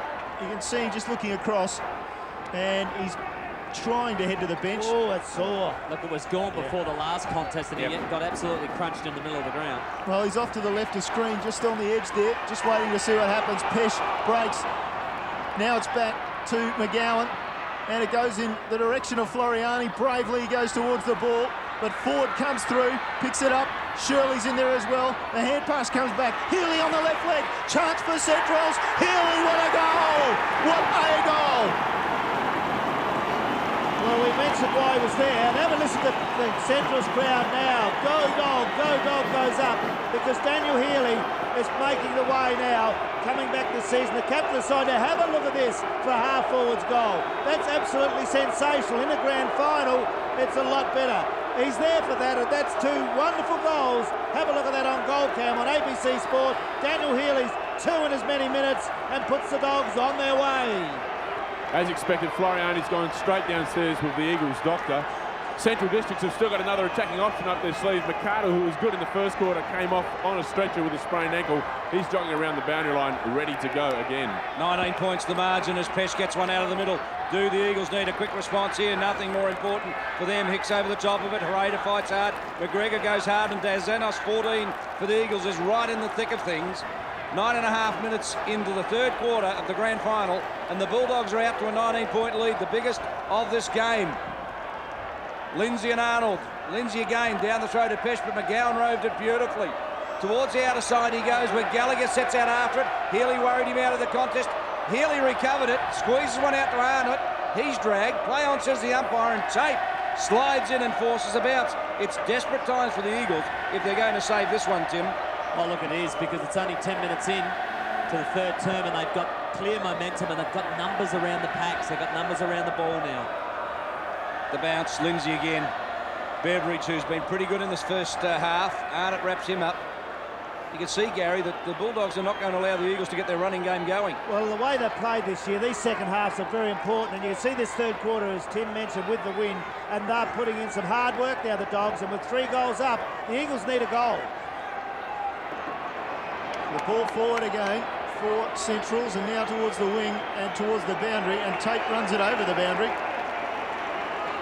Interesting. What do you make of this, Tim? Trailing at 3/4 time, the Eagles in season 2001, 1 win, 7 losses. Not good. Not a good stat. The ball in dispute again. Beveridge just hands it off. Smallest of kicks, doesn't get anywhere. Hopwood takes possession. Bello with the run. Bello kicks it down inside the attacking area for Centrals. To the back, James Gowans looks up, centres the ball, looking for a mark. Ford gets to the front. Ford almost takes the mark. It's rowed beautifully by Arnott, who couldn't make the most of it. Minor score. Oh, they're on a roll now, Tim. That's beautiful football through there, and you've always said about hitting the ball hard up front. Have a look at that coming through there. The kick just missed, but they're doing everything right, and that crowd out there, the Dogs crowd, are going berserk. Numbers are there. One thing about these kickouts with the Eagles, they made a mistake and Daniel Healy kicked a goal out of it by kicking into the keyway. I reckon with this strong breeze, just get it out as wide as you can. 20 points the margin as Crowell goes in the direction of Tate. He gives it back to Gallagher, who's had the ball smothered by Healy. Desperate work, Slade. It squeezes out to Fruin. Now Earl, Shirley. Both of them were claimed by Chris Gowans. Gowans is working very hard. Gallagher's claimed strongly. Bello got him. James Gowans. Now it's out to Healy on the right boot, and Ford sits underneath this one. One-handed attempt, couldn't quite get there. Stevens did very well. Handballs forward. Creates a little bit of space for himself. He can turn it around the corner. Smothered. Beautifully smothered by McClure. Now here comes Pedler. Applies the tackle on Gowans. The umpire says, dead heat, fellas. I'll have a bounce. Just off to the side, Crowell looks like he's in a bit of trouble too. Last year, Tim, the Eagles got into trouble taking players injured into games, into the grand final. This year they look like they've got problems with injuries in the grand final. Certainly have. They've got to stop this momentum somehow. Stevens around the corner, and has he kicked one too? I don't think so. I think it was a minor score. Crowd got excited. Why not? Oh, the Doggies are on a run. They certainly are, but they must make the most of it. I mean, they must be 5 or 6 up now that they've got this momentum. Make sure they clearly put the game beyond doubt, because if they leave it within 3, then you never know what can happen with a strong breeze. Ron Fuller are calling for the defensive reinforcement. Stephen Hall, regular fullback, about to come on the ground for Brett Fewen. There was some doubt about Hall on a thigh injury, and seems to be running freely. Crowell's had problems with the knee, but his kicking has been terrific. Gallagher was up and down through and tried to crash through, successfully so in the final wash. Matthews got through, Gallagher didn't. And the tackling of the Bulldogs has been extreme, Tim. Oh, it's really lifted this term. Their captain's lifted. He's got a couple of important possessions with 2 goals, but their numbers around the pack and their tackling in the forward line has been intense. Ron Fuller barking instructions over the phone. as McGowan turns it short, and Tape, under an injury cloud with a calf and a hamstring. He's played pretty well so far in this match. Plays on quickly, and towards the outer wing there's enormous congestion up and down. No mark taken. It was Guerra through and short, and out there underneath this one, Fiarchi gathers it in, but he's wrapped up by Hay. Can't go anywhere, and there'll be a bounce as we go down to Michael Parsons for another interchange.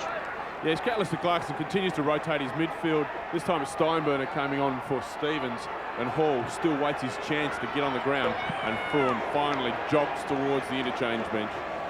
Way on the other side of the ground, Ricky McGowan almost came through, but there's plenty of backup. Central's get it forward again. Chris Gowan's just bustled off the ball. Gallagher almost threw that one out. Now it's forward again, and just taking the easiest of marks. Guerra sliding in, and off the left leg he comes to this side of the ground. Steinberner, the man who's just come on, takes the mark, scoots inside. He's looking. Now he steadies up, kicks long, inside 50, 3 under 1. The Eagles have the numbers there. Gowans overruns it though for the Doggies. Bello, good hand pass, forward, on the turn. This will go close, minor score though. They're on the charge. But gee, like you say, Tim, they really need to make the most of it. Yes, 15 minutes in, I still think that this much momentum and the amount of times they're going inside 50, I think eventually they'll get those goals. 5 points this quarter, Central District. They have added a couple of goals though. Pretty handy scoring. Arnott, clever work, get it forward. James Gowans run down by Colville holding the ball, says the umpire. No doubt about that.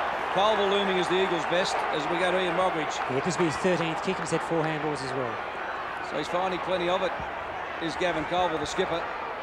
Now where's the movement? Very little. The Eagles are really struggling for movement forward. And Hicks has taken one of the marks of the grand final. Alistair Clarkson gone big on the forward line with Schooler taking up station in the forward pocket. Ford sets himself, the big man, up and down. We had everything but the ball. He had plenty of opportunities. That's a throw from Bello. Gets it out to Graham. It's working. Slade skirts around. Sikalella gathers him in and holding the ball. The result, will the advantage be allowed to flow? It doesn't. Beveridge will be forced to bring the ball back. And Sikalella will take the free kick in defence for the Eagles. Superb tackle, wasn't it? Pinned one arm and just ran him around. Got to keep going, big man, if you're going to keep your side in it. Lindsay reaches over the top, just takes the mark and steadies it up for the Eagles, and they need a steadier. Beveridge is short, that's where he goes. Beveridge will just take it ahead of Guerra, who could have taken him out. Now the hand pass off. Slip forward to Darzanos. Oh, he had space and he just couldn't take the chest mark. Now he puts it out in front of Chris Kluzak on the flat lead, and Kluzak, oh, good spoil from Geister from behind, and Hay takes it over. The Central's defence working as one. He's a mean defender, isn't he, Geister? Good spoil there. Well, Spiros Darzanos' first kick for the day. Well, he and a lot of others have to lift now because a 5-minute period here, get a late goal. Hey, you're only 2 down. Lindsay doing his best to lift his side. The Dogs, though, just all the numbers it seems. Darzanos, not many kicks and didn't get a hand pass then either. All in dispute, hard time, hard stage of the match, hard yards if you're an Eagles player. Still not a lot in it though, is it?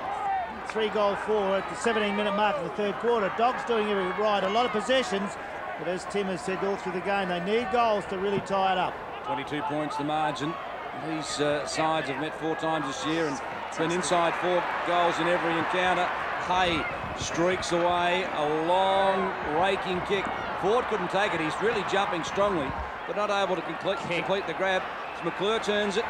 Fiarchi claimed by Arnott. Arnott's playing a great game for the Bulldogs. Gallagher, back it goes. Darzanos crashed into by Quentin Graham. Great controlled aggression. Earl, Barco Bello, he's throwing himself into the fray. Hay, clever work, it's Arnott. Another possession for him, Ian Mogridge. He is really finding plenty of the ball. 15. And towards Ford is Scholar, who's come out from full forward and has marked.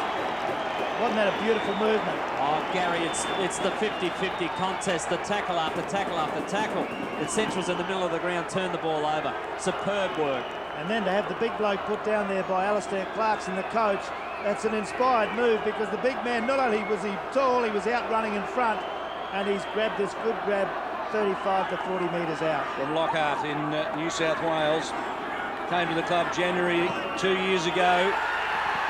with his second goal of the season. It's a big one for the Bulldogs. Gee, it's an immovable force at the moment, the way the Bulldogs are playing, and they look like they are taking a stranglehold on this grand final. Hear that hammer going in? Another nail. Bang, bang, in it goes. Every goal will be like that for the Eagles, because after last year's grand final, they fell away. They wouldn't want to do it now, but they'll be starting to get the heebie-jeebies because Central's in attack. Goals like that coming. 18 minutes gone in the third quarter. 4-4 up. Oh, I tell you what, the doggies are on their way. Not all over yet, Gaz. Still a long way to go. Settle down, Gary Window. Get down off the chair. Okay. The Eagles clear it from the middle. Gowan's just a little hand pass. Oh, Guerra ducked. He's in trouble. Umpire says, holding the ball. Kenny McGregor comes up, picks the ball up.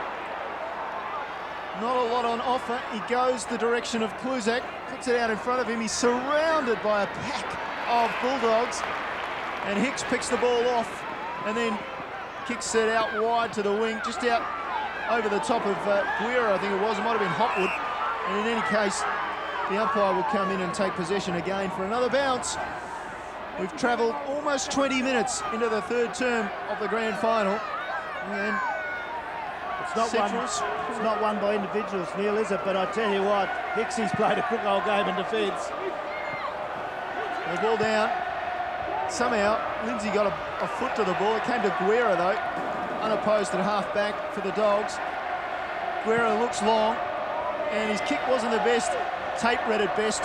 Touched off hands. Oh, touched off hands. That's probably why it didn't carry as far as I thought it might have. So the umpire, Richard Williams, comes in to slow things down again. Central's by 28 points. Floriani with that right shoulder heavily strapped. Clearly he's done an AC joint and he'll be keen to get back on if he possibly can. They've heavily strapped him as the umpire will be forced to bounce again. Now Floriani wants to come back on and the move is on. That's courage, isn't it, to come back with that? He must be all right. Although Floriani, Gary, played, I think, 206 games for the Eagles in his career. Well, I called his games too. That's how old I'm getting. Well, and his father had enormous courage. It runs in the family. As Slade forces it wide, out of play. Just a lull in this grand final third term. 21 minutes gone. 28 points the margin in favour of the Bulldogs. And Martin McKinnon on screen, who's been a terrific recruit for the Bulldogs this year, Gary. He certainly has. His kicking's been invaluable, and he's another player. What I like about the players, they don't like going on the bench, but they do it, but they're hungry to get back out there. Loose ball, Hall in front of Ford. Steinburner ducked his head, went to ground. McClure got him. No free kicks as the umpire will have a bounce. Alistair Clarkson. Could it be that he could coach a winning grand final in his first year of coach after taking over from Peter Jonas, who won one last year, the first in the Bulldogs' history? Could they do it again back-to-back? What an incredible story that would make. McGowan over the top, Colville there, Pedler in pursuit, and what's the ruling? Umpire, it's a bounce. Yeah, it's 21 minutes into the third quarter. It looks the Dogs. I'm not going to get too excited. 8-7 Centrals, the Eagles 4-3. Ronnie Fuller's got to pull something out now if he's going to win this. Well, I think they blew the roof off the social club at the Bulldogs last year at Club Central, or Grand Central they call it, with the money they spent out there. Crossy, and maybe they'll do it again tonight. Well, interesting, Grand Central wasn't actually completed at this time last year, I know. So they'll very much look forward to a big night tonight, and they're doing all the hard yards. That's the important thing, Tim. That smother there. They just continue with the one percenters, and led by the Gowans brothers. I just love the way they smash into the football, win a first ball, and get it moving. And Ricky McGowan's been superb again today. So Schooler in ruck gets it down to Gowan, rather. Gowans gets the ball inside 50. Ford tracks it. So does Hall. And through comes Shirley. Just shakes off the tackle. Gets it back to McClure. AFL experience with Geelong and Collingwood. And the ball comes off to Guerra, also with AFL experience. And that didn't help him because he just slid out. Now Darzanos uses his pace. This side of the ground, he's got one running. It's Tape off the half-back line. He's slowed down again. Tape now breaks. He's looking for Kluzak. He's never going to get that far. And Guerra cleans up at the back. Oh, that's Guerra. In fact, it must have been Hopwood. And a free kick. And that'll make the Eagles fans less than happy, I'd suggest, as Beveridge took it off Guerra. Yeah, that was McGowan Crossy working deep in defence. G's covering some ground. So Guerra comes the grandstand side, down to a huge pack. It comes over the back. Bello just drops it in front of him. Stevens says, thank you, I'll take it. Puts on the afterburners. He's inside 50. This could be a real sealer. Stevens, oh, just the wrong side of the post. Oh, he's quick. He's got some toe, hasn't he? He took off like an absolute proverbial, and at top pace, I was wondering whether he could actually control the football, and in the end he couldn't quite keep it straight. He was at top pace coming out of the box. He just ran straight on the ground, got the crumb and continued running to the goal. Colville to Floriani. Can the Eagles find something? If they can get out of this, it will be one of the great grand finals of all time. The Bulldogs in complete control. 24.5 minutes into the third term, and the Eagles need to find something to give themselves a sniff. Scholar under pressure from Gallagher, gets the handball back. McGowan to McKinnon to full forward. Who's underneath this one? It's a mark. No, it's a push, says the umpire. Paul got a push from Stevens, and the ball must come back. I think Michael Stevens knows it too. Just that little nudge, and the umpire was right on the spot. The kick first class, looking for the boundary line, and found its mark. You're right, there is a lot of hard work to be done by both sides just to make sure that Centrals, they want to try and really put the nail in the coffin, but the Eagles, if they're to work their way back into it, I think they've got to kick a late goal in this term. Don't know that that's possible. Well, we've got a long way to go to kick that late goal, and well, Stevens is over the ball, so he'll head the ball in the wrong direction for the Eagles. He gets dragged off it, he gets a free kick, and from this sort of range, with a fairly blustery wind behind him, he might be some chance. Well, he's going to have a quick go at it, lines it up, just drifts it into the breeze, coming back. What's the Shepherd like? Well, it almost gets to the line. The Eagles almost clear it. Now it's Floriani that's got to do his arm, the power of harm, I would have thought. If he gets up, he's even braver than I thought he was before. Well, how's the tackling by the Dogs down there, though? They're vicious at the moment. The hunger's there. I tell you what, they're really putting in the tackling in those clinches. The Eagles not getting clear anywhere. Inside 50 this quarter, Central 17, Eagles 3. Oh, down to Stevens, easiest. Oh, little kick, no. Oh, saw your leg off. Oh. 3 points this term to Stevens. Just moving too quickly again, didn't get his body balanced to snap the ball. They're getting enough of the ball, aren't they? But those are vital kicks in a grand final. You'd hope you nail all them, especially when you get reasonably easy chances. Not so. The Dogs still in front though. 57 to 27, 26-minute mark of the third quarter. All the Dogs in this quarter. Yeah, 30 points to margin. Very difficult to see the Eagles coming back from here. Crowell to the far side. Oh, and a good mark taken by Healy. That raking left foot will be damaging in this position, and he's used it beautifully. Chris Gowans plays on, comes in board. Pedler claimed him. Here's McKinnon. Turns it around on the left, lines up the goals. It's not coming around quick enough or far enough. And a point, no, out of bounds on the full. The result, as Centrals continue, Tim, to pepper the goals. Oh, look, 30 points up now. And, you know, I said the Eagles had to be within 3, and I'll stick by that because I think that to really lift your legs and get the adrenaline going, you need to be within range. And I reckon 30 points is out of range. Well, one of you there in Eagles, important ball winners in Ciccarello has just come off as well, not looking too healthy. Injuries taking their toll for the Eagles. 3-7 to no reply in this term from the Doggies. And Kynan Ford threw that. I'm sorry, but he just threw it over the line. You'd make good umpire. Well, it's good. You can see it from this side of the boundary. It was nice and easy because he had his back to the central umpire. And the ball will be thrown in. 27 minutes, almost 28 into the third term. Great hand pass. James Gowans lines it up. Siren over the back.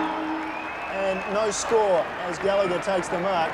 So at three-quarter time in the 2001 SANFL Grand Final. Centrals 8-9-57. The Eagles 4-3-27. Just look at the coaches there and the Centrals players coming off, and Ron Fuller, Gary, he has the job to do. He certainly has. They wouldn't be happy with that. What's that? The only 7 scoring shots to 17. It's been all the Dogs. But that third quarter was sensational run by the Dogs. You could say they'd be a little bit more accurate with some of the shots they had. Have a look at the brains trust up there. They've got a quarter to go. We're probably being a bit harsh on Woodville-West Torrens coach Ronnie Fuller. He's done great all the year to get them there, and they've been working out a way now, coming home with a breeze worth 3 or 4. You'd have to say that. The Dogs, though, playing too well, we know, but Fuller's got to throw something at them. The Eagles will come home with the breeze in the final term. Stay with us for the grand final of 2001. It's Central leading by 30 points. Hope you're enjoying this exclusive coverage on ABC Sport.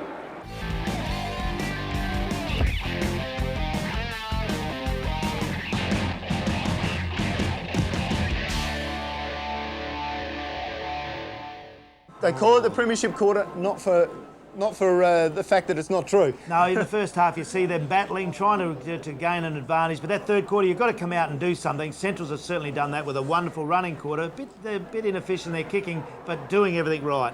Now look, you bemoaned, or I think somebody among us bemoaned the fact that Daniel Healy hasn't had all that many touches, but at the end of the day, it's quality, and this goal is a great example of it. When you've coached a side, though, you need a Daniel Healy in your side. Central's needed this lad this year, and he's come good. And here in the grand final, have a look at that. What better can you get if you're a Central supporter or a player to see that going through from 50?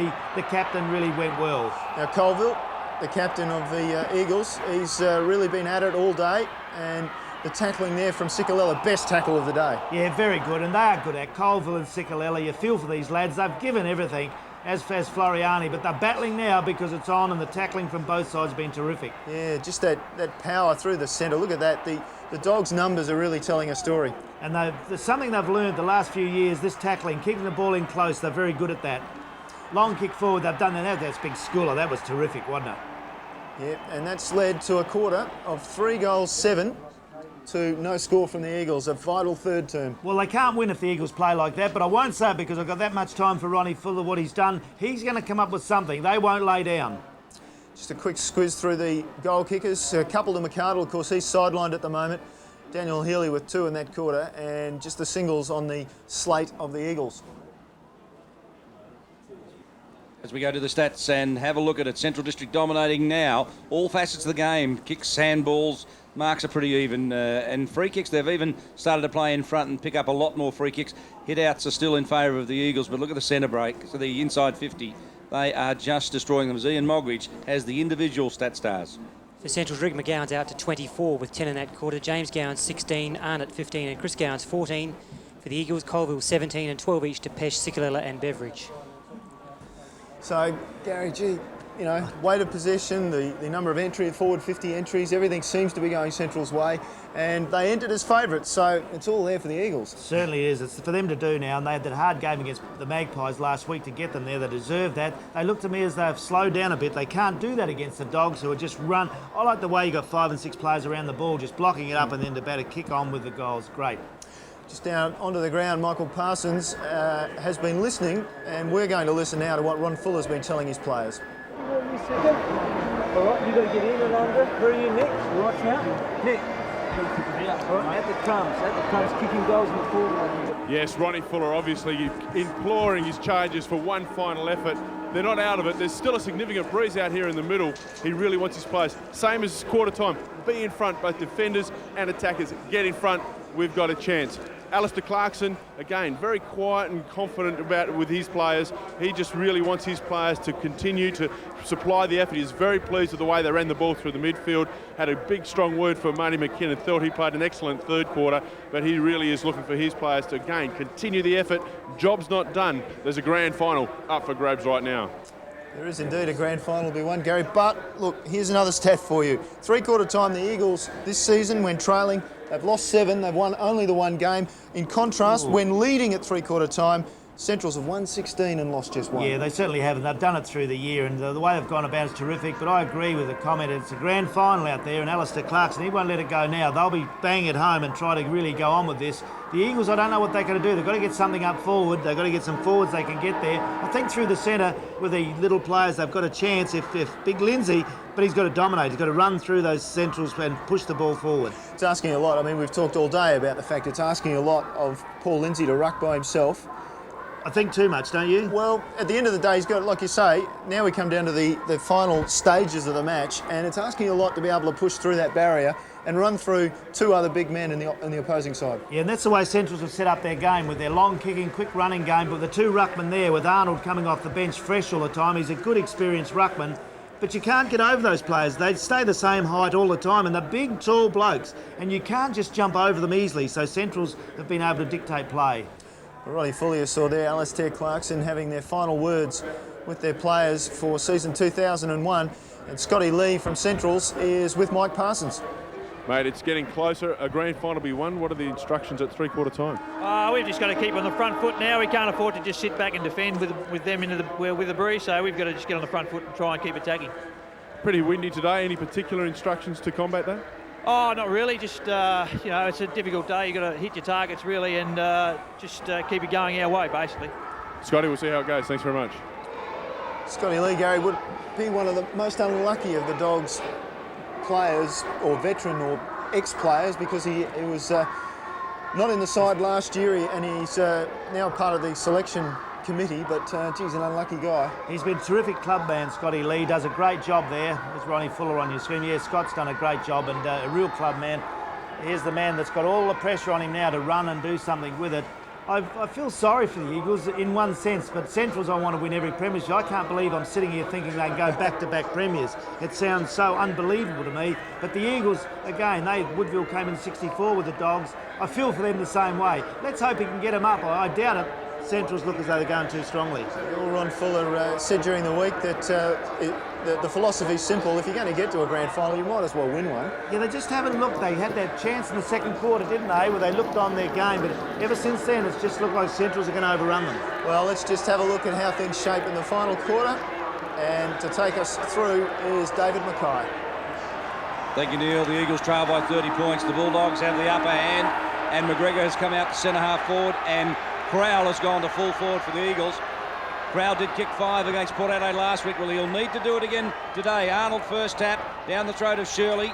Bustling for it was James Gowans. He couldn't quite get clear. Simon Arnott handballs it into a little bit of space where Darzanos shows some intensity.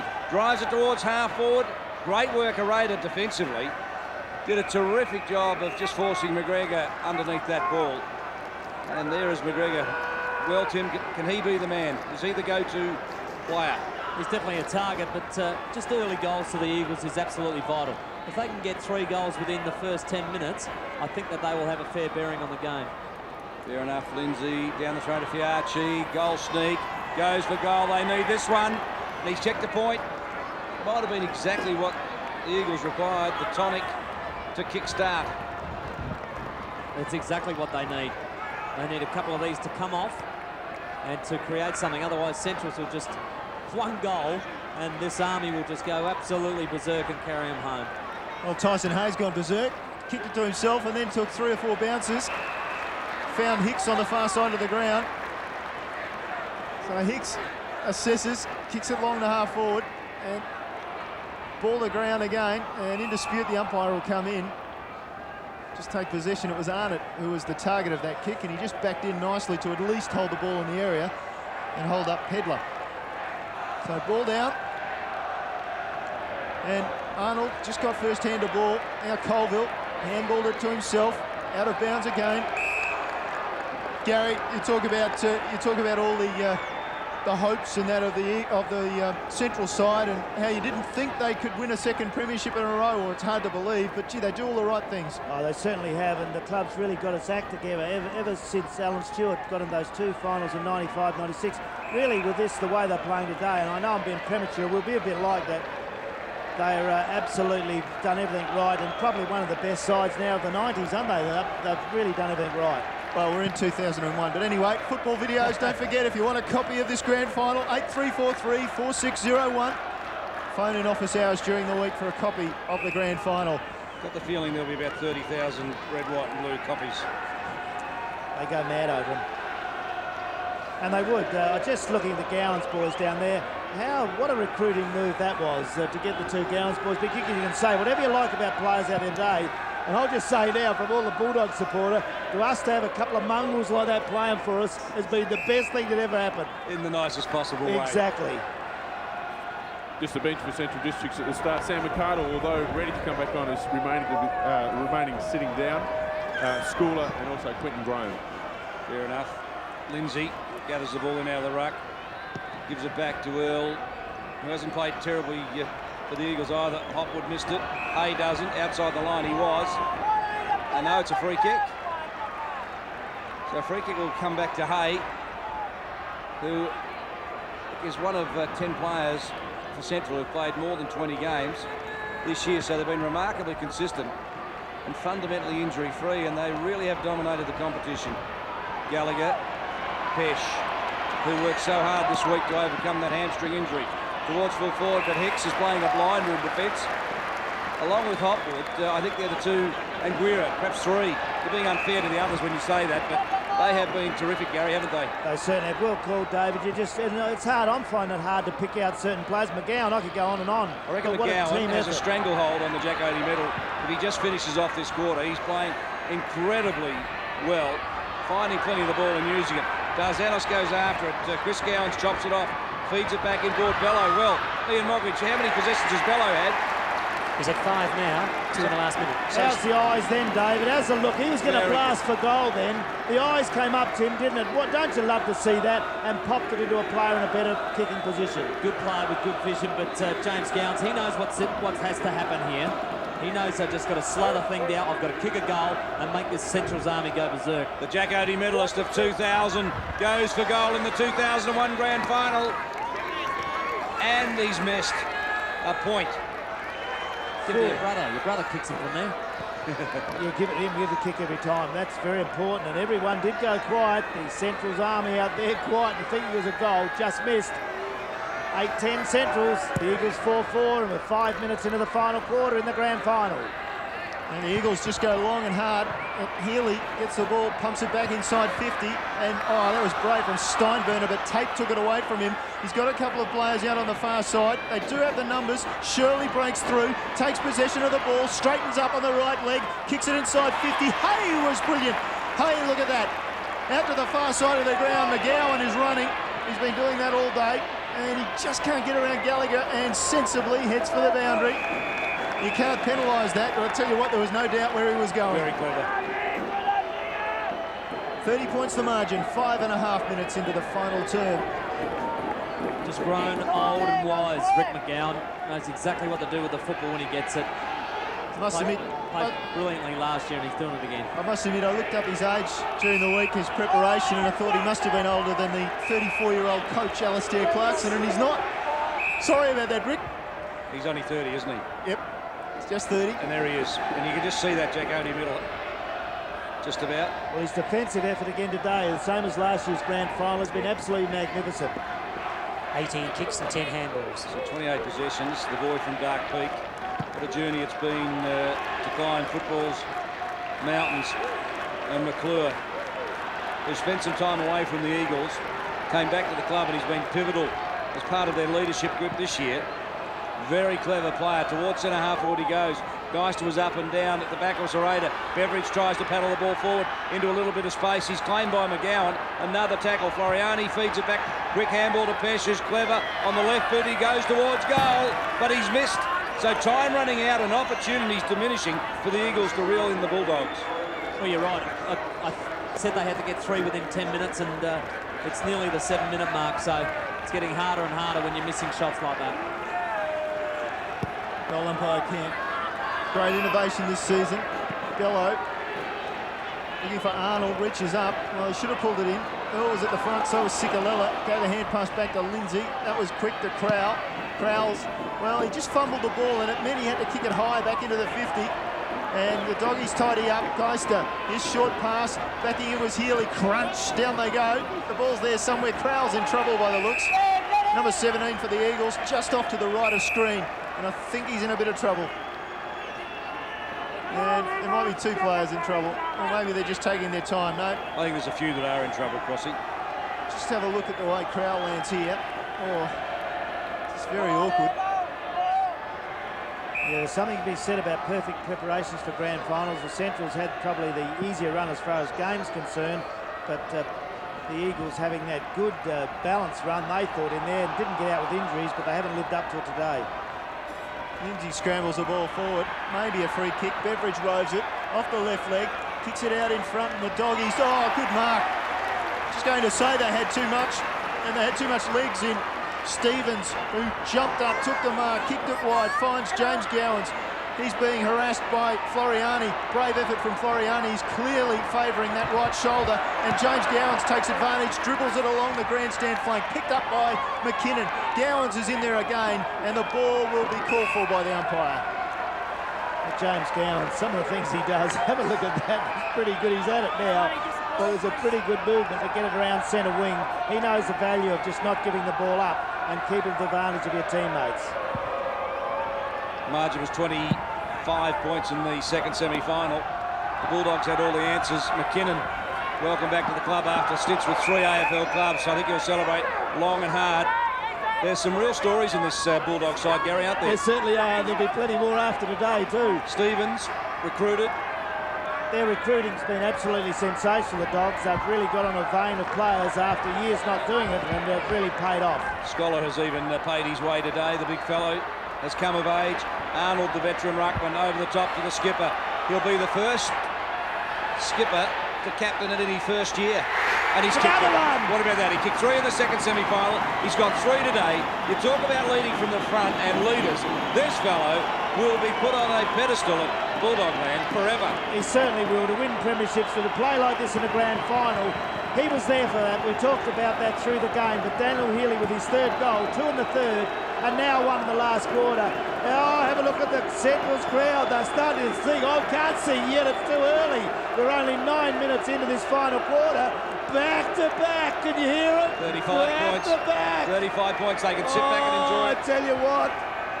Well, he kicked 4 goals in the match, as you see there, and they need 5, 6 to win. So 6 goals needed to win, and the pressure's right on the Eagles. They won't overcome this. You can only play as well as your opposition lets you, and let's declare it now.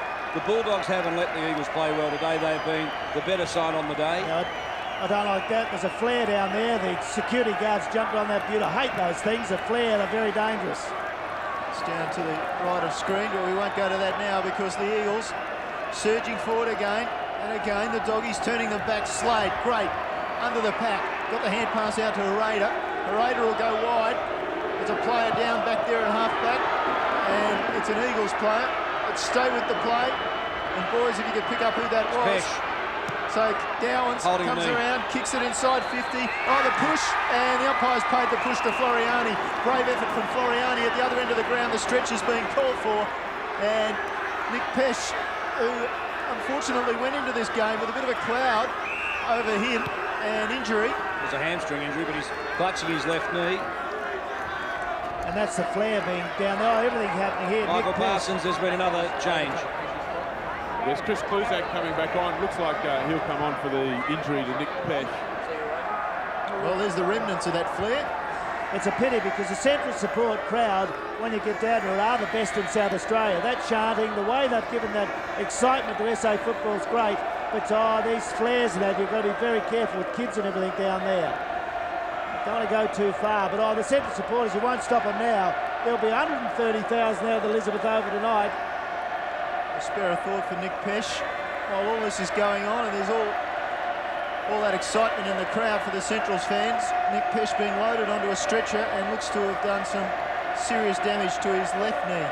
What a play he's been. What is about 130th game today. Well, it's only him and Jamie Tate, Gary, who played in the 93 grand final. He's been a sensational player, uses the ball beautifully, and you just hate to see that. He's given his heart for his club today, the Eagles. Just have a look at how this came about as Pesh just got caught. Oh, gee, it's so easy, isn't it? Just got caught between the 2 Centrals players, his body over the top, and his knee obviously buckled in there. Justin Ciccarella also has come off during that interchange of players. He got a knock to the lower leg in the 3rd quarter and hasn't been healthy for quite some time. Let's hope it's not as bad as it looks. I can remember Tony Hall when he damaged his knee, and I remember the trainers saying when they were taking him off the ground that it was only the hands that were holding the knee together. It was that bad, and that's an ugly sight when things like that happen. Nick Pesh, who started his career at Flinders Park, the club that Eagles coach Ronnie Fuller started with. Had stints with Melbourne and the Crows. Been a wonderful player for the Eagles in tragic circumstances. He leaves the arena of Football Park with the Bulldogs on top. They lead by 35 points. And one of their on-field leaders departs for treatment. Floriani from fullback. Matthews underneath this started so very well, but has drifted out of this match. James Gowan's back to Bello, kick number 6 for him, a high one towards half forward West. Ford underneath this one. Stevens roves it, handballs back, concedes a little bit of ground to Steinberner. He has time to fumble, but still gets it out to McGowan, who's finding plenty of the ball. Stevens turns it around the corner, and underneath this one, Ford is marked about 60 metres out. Healy's calling for it at centre half forward. Bellows all alone in a pocket, and he decides to go long. Tape, wrestles, and Lindsay, the big ruckman. And that's what you were looking for him to do early in this game, Tim, is get back into defence. Poor bugger's had to be everywhere, though, hasn't he? And that's a disappointment for him. But tell you, a dark horse for the medal, for the Jack Hayter medal, Michael Stevens. Yeah, could be. Carries the ball, kicks goals. Does. Oh, the ball now being delivered along, and Schooler comes over the top. It's like you say, Gary, they don't get any smaller as the day goes on. I think it's very important that the coaching moves of Centrals today, one ruckman against 2, just doesn't go. Well, Hay goes along the outer side, looking for McKinnon, and the ball just over. And you just see, I see inside the change rooms with Pesh being taken inside. Yeah, you're right, Neil. They're holding that with the hands, as you said before. They're holding that knee with the hands. There's the holy grail. The Thomas Seymour Hill Cup. The Bulldogs will take it home for the 2nd year in a row, Crossy. And big scenes of jubilation. Slade turns around the corner. Floriani. Gamers Ned Kelly, this fellow. Grand final folklore will be his for the way he's played today.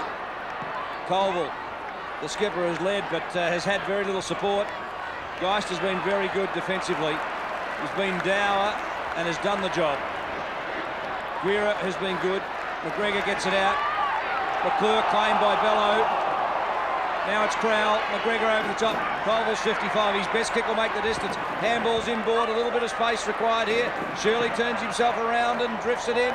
Underneath this one is little Fiacci. Now, Tim, you played with Uncle George. Yeah, that was bad luck for me. And Fiacci missed. Well, he's had 2 opportunities for 2 points, but the experience won't hurt him, that's for sure. So we go down to Michael as the Bulldogs have made another change. Yeah, Steinberner coming off, Quinton Graham coming on. He'll move into the forward pocket and be picked up by Gallagher. Michael, just while you're there, take account, how many players do they have fit at the moment, the Eagles? You just have to say that a little bit louder, Neil. Sorry, I'm just wanting to know how many they've actually got fit down there, the Eagles. Yeah, the injuries toll is starting to mount, but Pruitt's come back on now, and I don't believe he's been fit from the first quarter.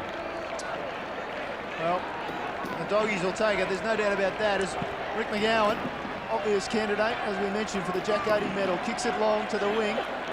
Darzanos, he's been well held for most of the day, gets taken to ground. He did the big act, looking for a free kick, he didn't get it, and now Quinton Graham trying to wrestle him for the ball. Step into the ring, boys. It's only academic now, but you can't do that. These Centrals players have tackled. The Eagles should have known that. You can't do those type of things. It's got to be quick movement. A good tackle by Graham.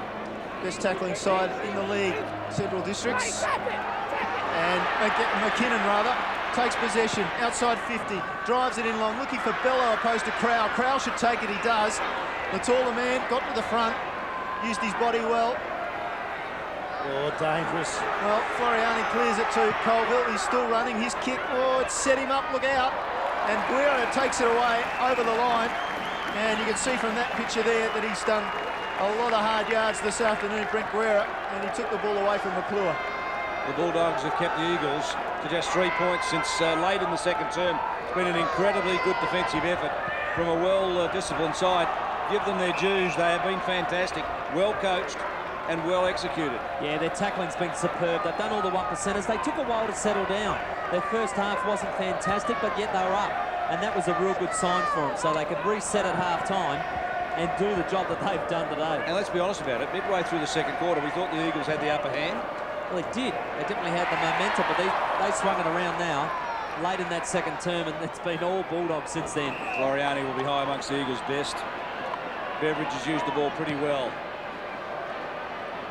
A big fly from behind McGregor, up and down, couldn't quite get there. Geister has been very good. He's had a corking since the first quarter.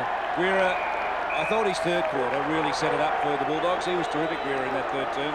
And Ronnie Fuller just senses defeat imminent. We're 18 minutes into the final term of the grand final of 2001, and the Bulldogs lead by 34 points. Lindsay, he's fought hard, comes over the top, gets another tap. Fiachi's in there at the bottom.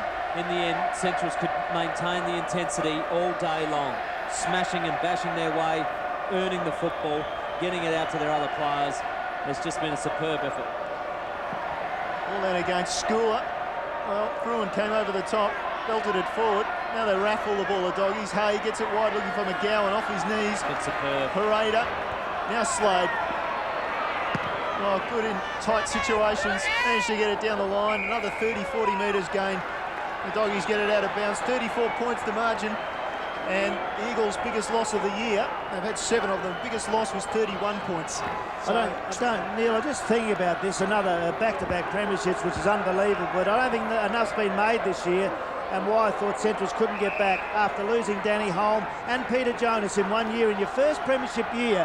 One died and one left the club. That's well, right. They both left the club. That's right. It's just you lose your coach and your captain of the premiership side in 1 year to come back. Emotional turmoil. Exactly. For them to do that, Clarkson and Daniel Healy, like the job they had, I don't believe we've made enough of it. I still can't believe they're playing so well. Let's put in perspective. Alistair Clarkson will coach a premiership in his first year. Daniel Healy will captain a premiership side in his first year, and they've overcome enormous obstacles to get here. Exactly. Put it better than I could, David. There it is, and there's the man of the moment, Alistair Clarkson, who will take all the bouquets that can be thrown at him. Well-disciplined, well-drilled team. As Pedler drives deep into the forward line. McGregor underneath this one. Geister just busts it out, and Hicks has been so very good in defence. Pick a bad player for the Bulldogs. I don't think you can. It's a case of all played well, and you look at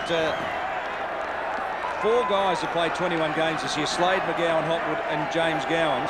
But then there's another 6 who have played 20. They've been a model of consistency, and they've covered their injuries beautifully. There's McGowan, another possession, finding the ball almost at will now. And Healy, the skipper, couldn't quite take that one, but his intensity is still high. Rick McGowan incidentally has had 34 possessions, which is 13 more than anyone else on the ground. Look, I hate to put pressure on the Jack Odie panel. He deserves it. But if he doesn't get it, there'll be something wrong. Well, you're dead right there, Dave. We all know that, but he's been brilliant the last couple of years, or ever since he's played for Centrals. The use of the ball, and today's been no exception as the ball goes in. Yeah, that was Matthews unloading a big one. But it's missed, and that's the way it's gone for the Eagles, Dave. When you try to analyse this game now, the 20-minute mark of the final quarter, Centrals with that 9-10. The Eagles have only had 10 scoring shots. It's not enough to win a grand final. So the wheels have fallen off today, but I suppose that's taken a bit away from the Dogs, whose setup today has been terrific. 21 minutes gone. Hicks, who has been terrific in defence, gives it off to Stevens. Sorry, David. One thing that we mustn't forget is how dominant Centrals were over the last 8 games of the season. They won 8 out of 8. Eagles only won 4 out of 8, and Eagles have beaten a couple of teams in the finals to get here that only won 2 out of those last 8. So Centrals were clearly the dominant side late in the season. Dead right. McGowan drove it forward. Scholar couldn't quite mark. Colville wraps it up. Big pack. We go through them. Tyson Hay in defence has been good. Arnold in ruck has been terrific. There he is, the big man. McArdle on screen did his job in the first half, kicking goals and creating havoc, but he's gone off with an ankle injury, and there'll be some repercussions to that. He didn't look well. But even with that, him going off, I thought that could have been a trying point for the Dogs, but their team setup is so fantastic this year with their rotations that they've just gone on with it. Steinburner was on the bench. He's played his role, so too has Slade. Scholar, good tackle.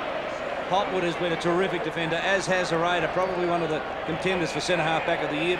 Hereda, you'd have to suggest, along with perhaps Fruin, that man on screen. They would vie for the centre-half back of the year. I don't think there'd be any doubt about Hopwood and McKinnon as the half-back flankers of the year. So they might indeed control the half-back line in its entirety, Central District. If you picked your team of the year, there's Hopwood again. They're hard at it. And Scholar over the top. Hicks has played well. Ford's done his job. Hereda, Chris Gowans, Rick McGowan's been fantastic. James Gowan, what a player he is. Geister's been dour.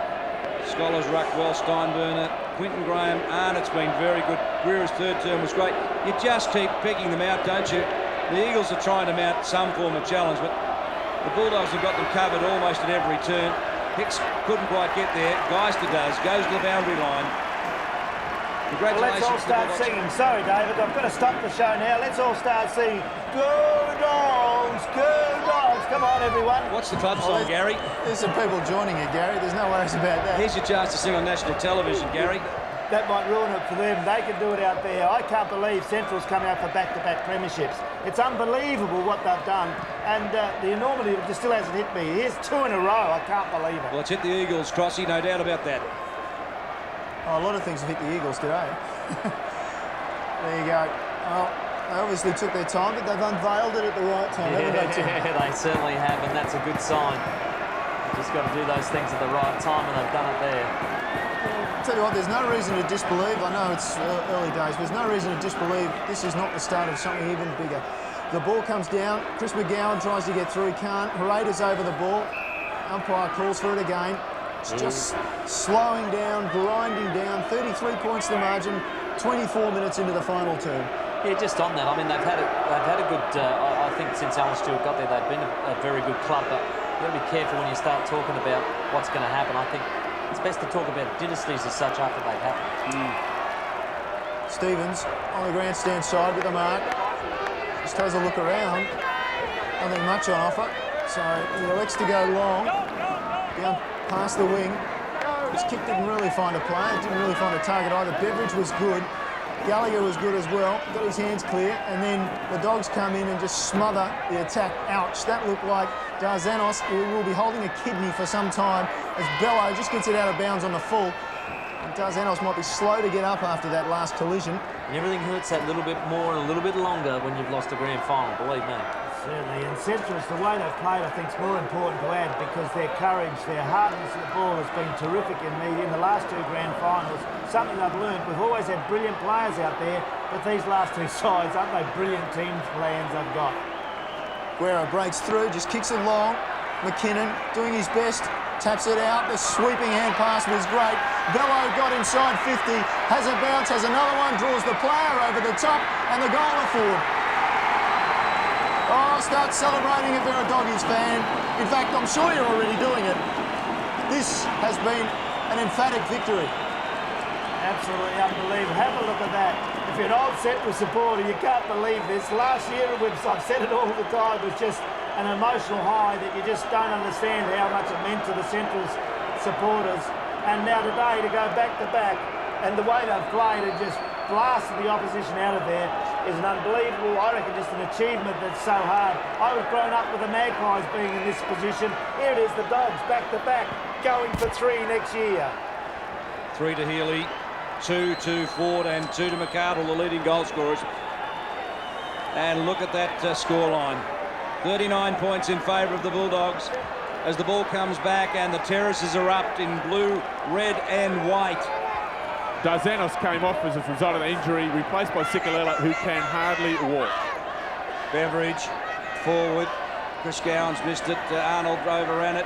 Now it's Colville. Forward he goes. McClure turns one. Forward. McGregor and Geister. Geister just has had McGregor's measure, Tim, hasn't he? Oh, look, you're right, but I mean, McGregor's had that corky since the first term, and you can see he's virtually turning on one leg and hopping around the corner to try and get there. Geister, he won't give him anything, won't give him any mercy, I'll tell you that right now. He's a fantastic defender. Hay brings the ball back in. Closing stages of the 2001 grand final. The Doggies in control. And they just bring it forward again. They've got the players there. They've had them there all day, just running. Gowans drives it up towards the 50. McKinnon was being held. The umpire eventually pinged tape for the holding. He's got one loose. He goes to Chris Gowans. Gowans hands it off. Oh, starts celebrating again. Here goes Hopwood. The best and fairest last year, just away to the right. So the minor score. Bet you the boys are telling him, get back on your half-back flank. Hey, hang on. He has kicked a couple of goals this year, but I just might add, he's kicked 2 goals 5. That makes him 2 goals 6, so maybe you're right to send him back to defence.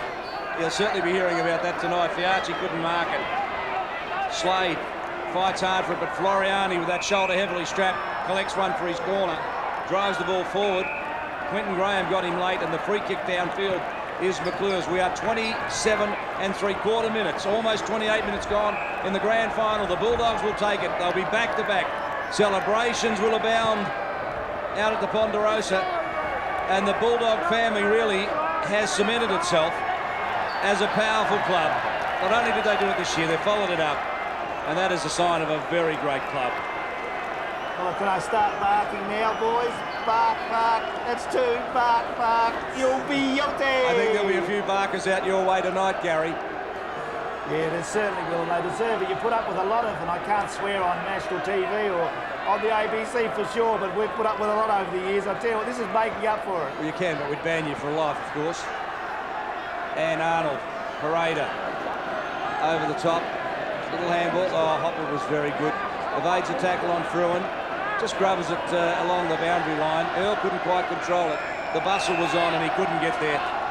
And the Eagle fans are lamenting what could have been. They were so close, but they've been beaten by a brutal, stronger side. Hey, they're putting duct tape over my mouth. Why? I'm just going to start Centrals. The crowd are going mad. Go your hardest, Gary. You've earned it, and your club has earned it, and what a great moment it is. West Grant and the team out there have done a wonderful job. They certainly have, and I suppose we've got to go through the players now while we've got a sort of a second, like McGowan's game. You can go Hicks, they're the best players. That's a siren. It's back-to-back for the Dogs. 39 points the margin in favour of Central District. They've won the grand final of 2001 in emphatic style, just destroying the Eagles, Gary. You can go through your best players whenever you're ready. I'll tell you what, it's been absolutely unbelievable. I've got that many names here. It's very hard. And you go through the back line. The Gowans boys have been great, but McGowan was best for sure. The Gowans boys were brilliant. Have a look at the crowd out there. Absolutely unbelievable game by them. Hopwood in defence. Your Geister in defence. On and on you could go. A well-deserved win, Tim, and the Eagles probably in the end just faded. Oh, look, in the end, they ran out of steam. Central, they had a job to do, and I mean, they knew that if they could just persist and keep that intensity up for 4 quarters, then they were the better side. Talent will get you there over the line. All you need is that desire, and they just performed all through those quarters. I just thought that they probably took a long time to settle down, but still maintain the scoreboard pressure. They were still up at half-time, even though they probably weren't playing as well as what they should have been.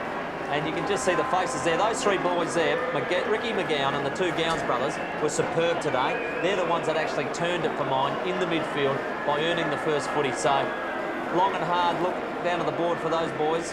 94, Shane Reardon. Tough at the end of the day when you've lost a grand final. Not a good feeling, but this man, he's got the ultimate feeling in SANFL footy, winning a premiership.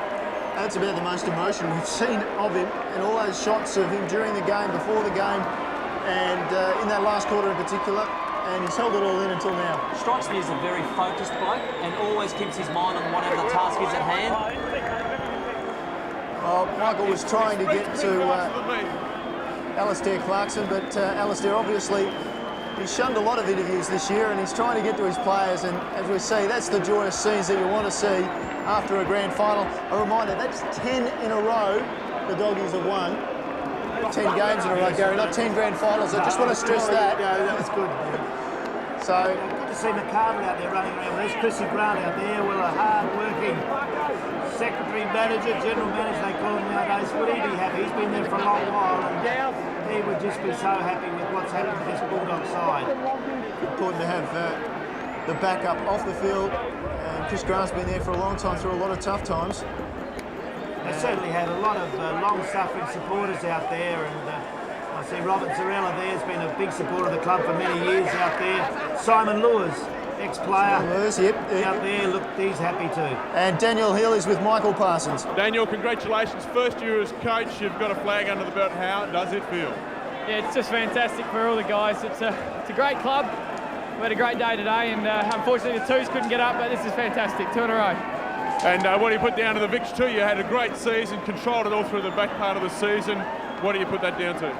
Just a great team effort. No one stands out in this team. Everyone plays their part. We were down today. We looked ordinary early. We just had a great belief, and that's what counts. Daniel, thanks very much. Enjoy yourself. Thanks, Mike. Well done, Michael. Didn't know you could run that fast. He played a good game, Daniel Healy, with 3 goals. It was brilliant, some of his kicking today.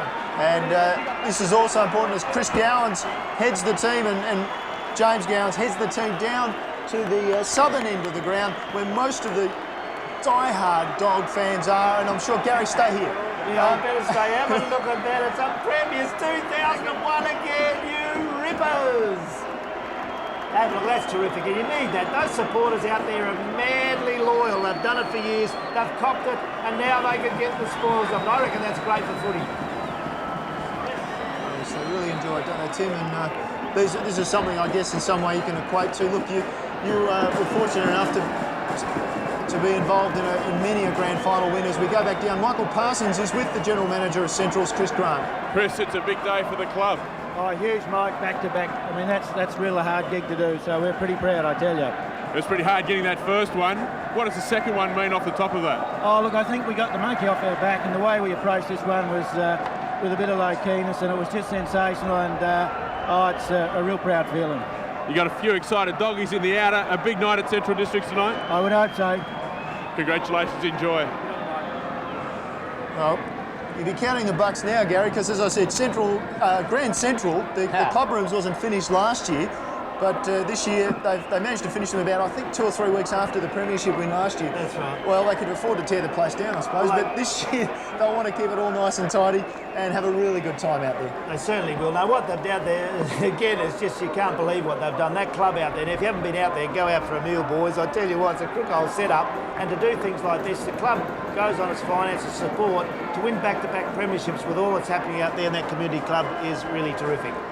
And Tim, you were involved at the other end of this sort of Central celebration.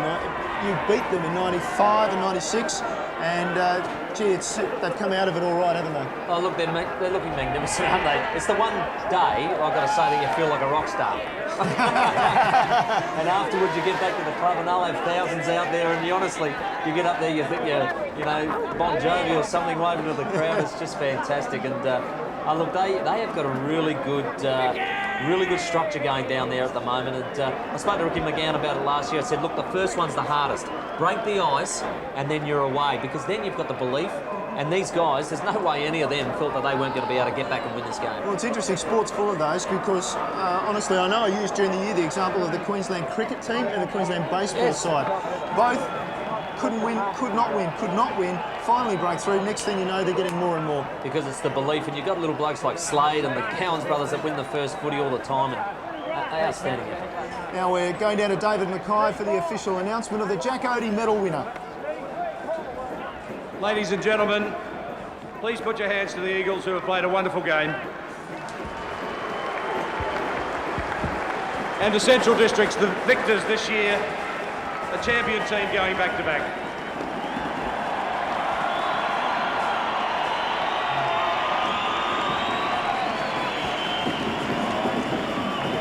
I'd now like to call on Mary Odie, the widow of Jack Odie, to present the Jack Odie Medal for 2001 to number 23 from Central District, Rick McGowan.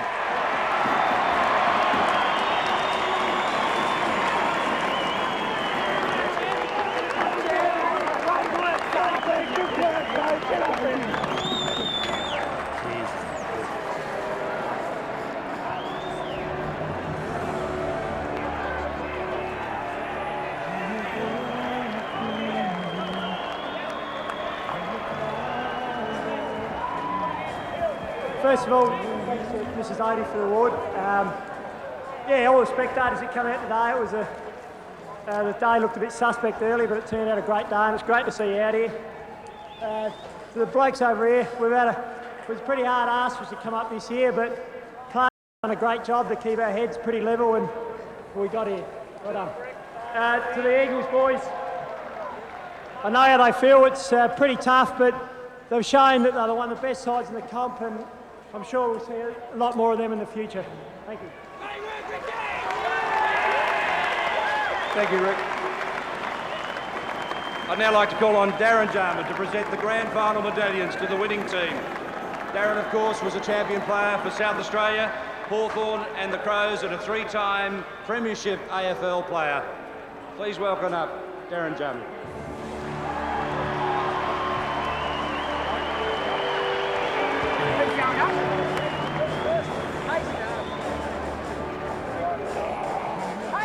The first player to be presented Number 2, Tyson Hay.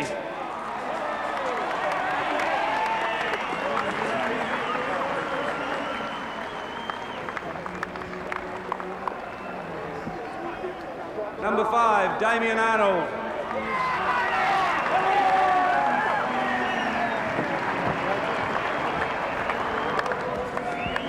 Number 7, Marco Bello.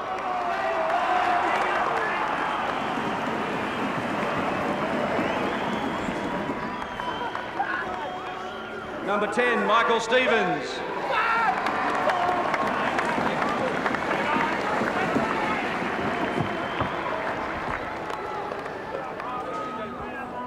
Number 11, Martin McKinnon.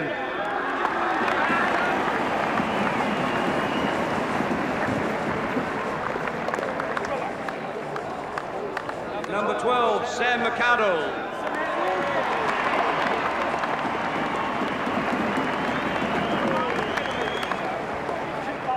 Number 14, Damien Hicks.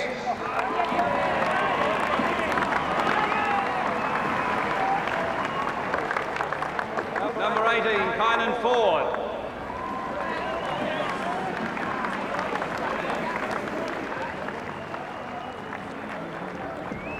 Number 19, Brian Hareda.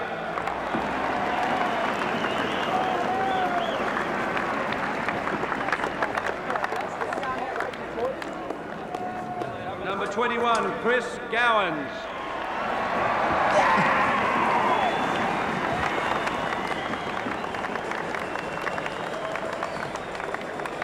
Number 23, the Jack Oatey medalist, Rick McGowan.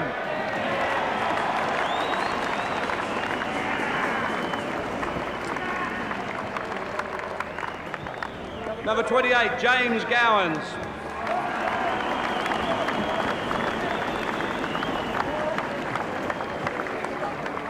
Number 31, Paul Geister. Beauty! Number 33, Paul Sculler.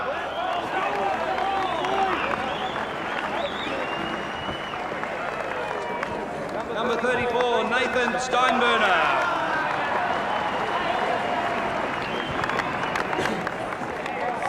Number 38, Quentin Graham.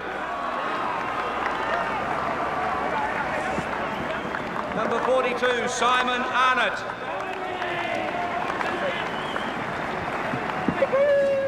Number 44, Brent Guira.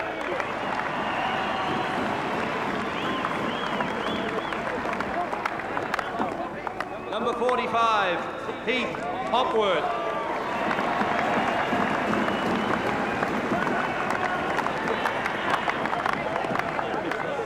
Number 59, Matthew Slade.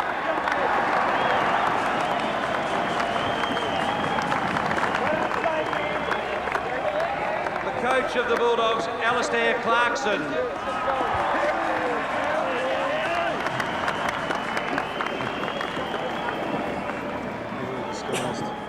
And the captain of the club, Daniel Healy.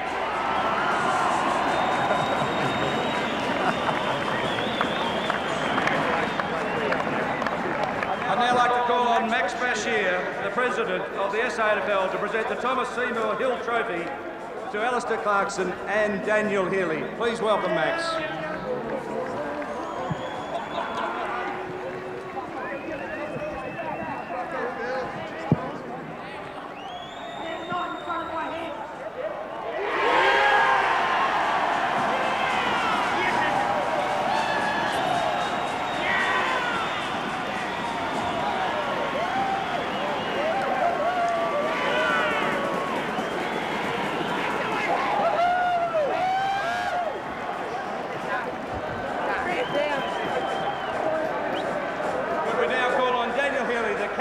Central District Football Club to respond on behalf of his victorious team.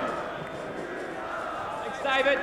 Firstly, to the Eagles, thanks for staying out here. Commiserations. You've given us a great contest all year. Same again today. It's a great rivalry we've started to build up, and I'm sure that'll continue next year. Commiserations. Thanks again.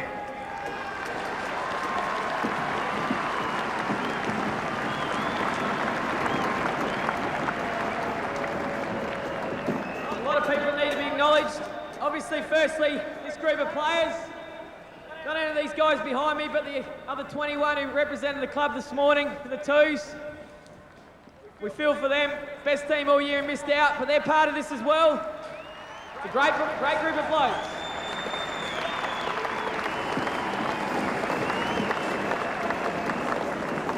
Our coaching staff, Clarko's come in after Jonah left, with Roy, Lurker, Tater, Daryl Hicks. They've been a fantastic group. It's been a tough year for them, sorting out a side. They've done a wonderful job. Well done, boys.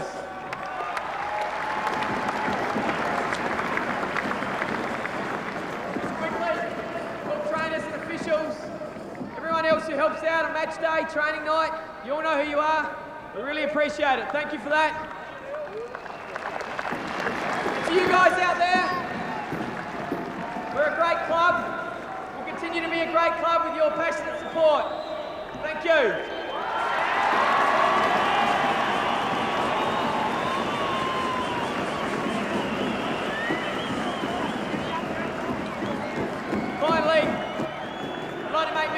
Who's standing here this time last year. You know, we all hold a special place in our hearts for Danny Holm and in the history of this club.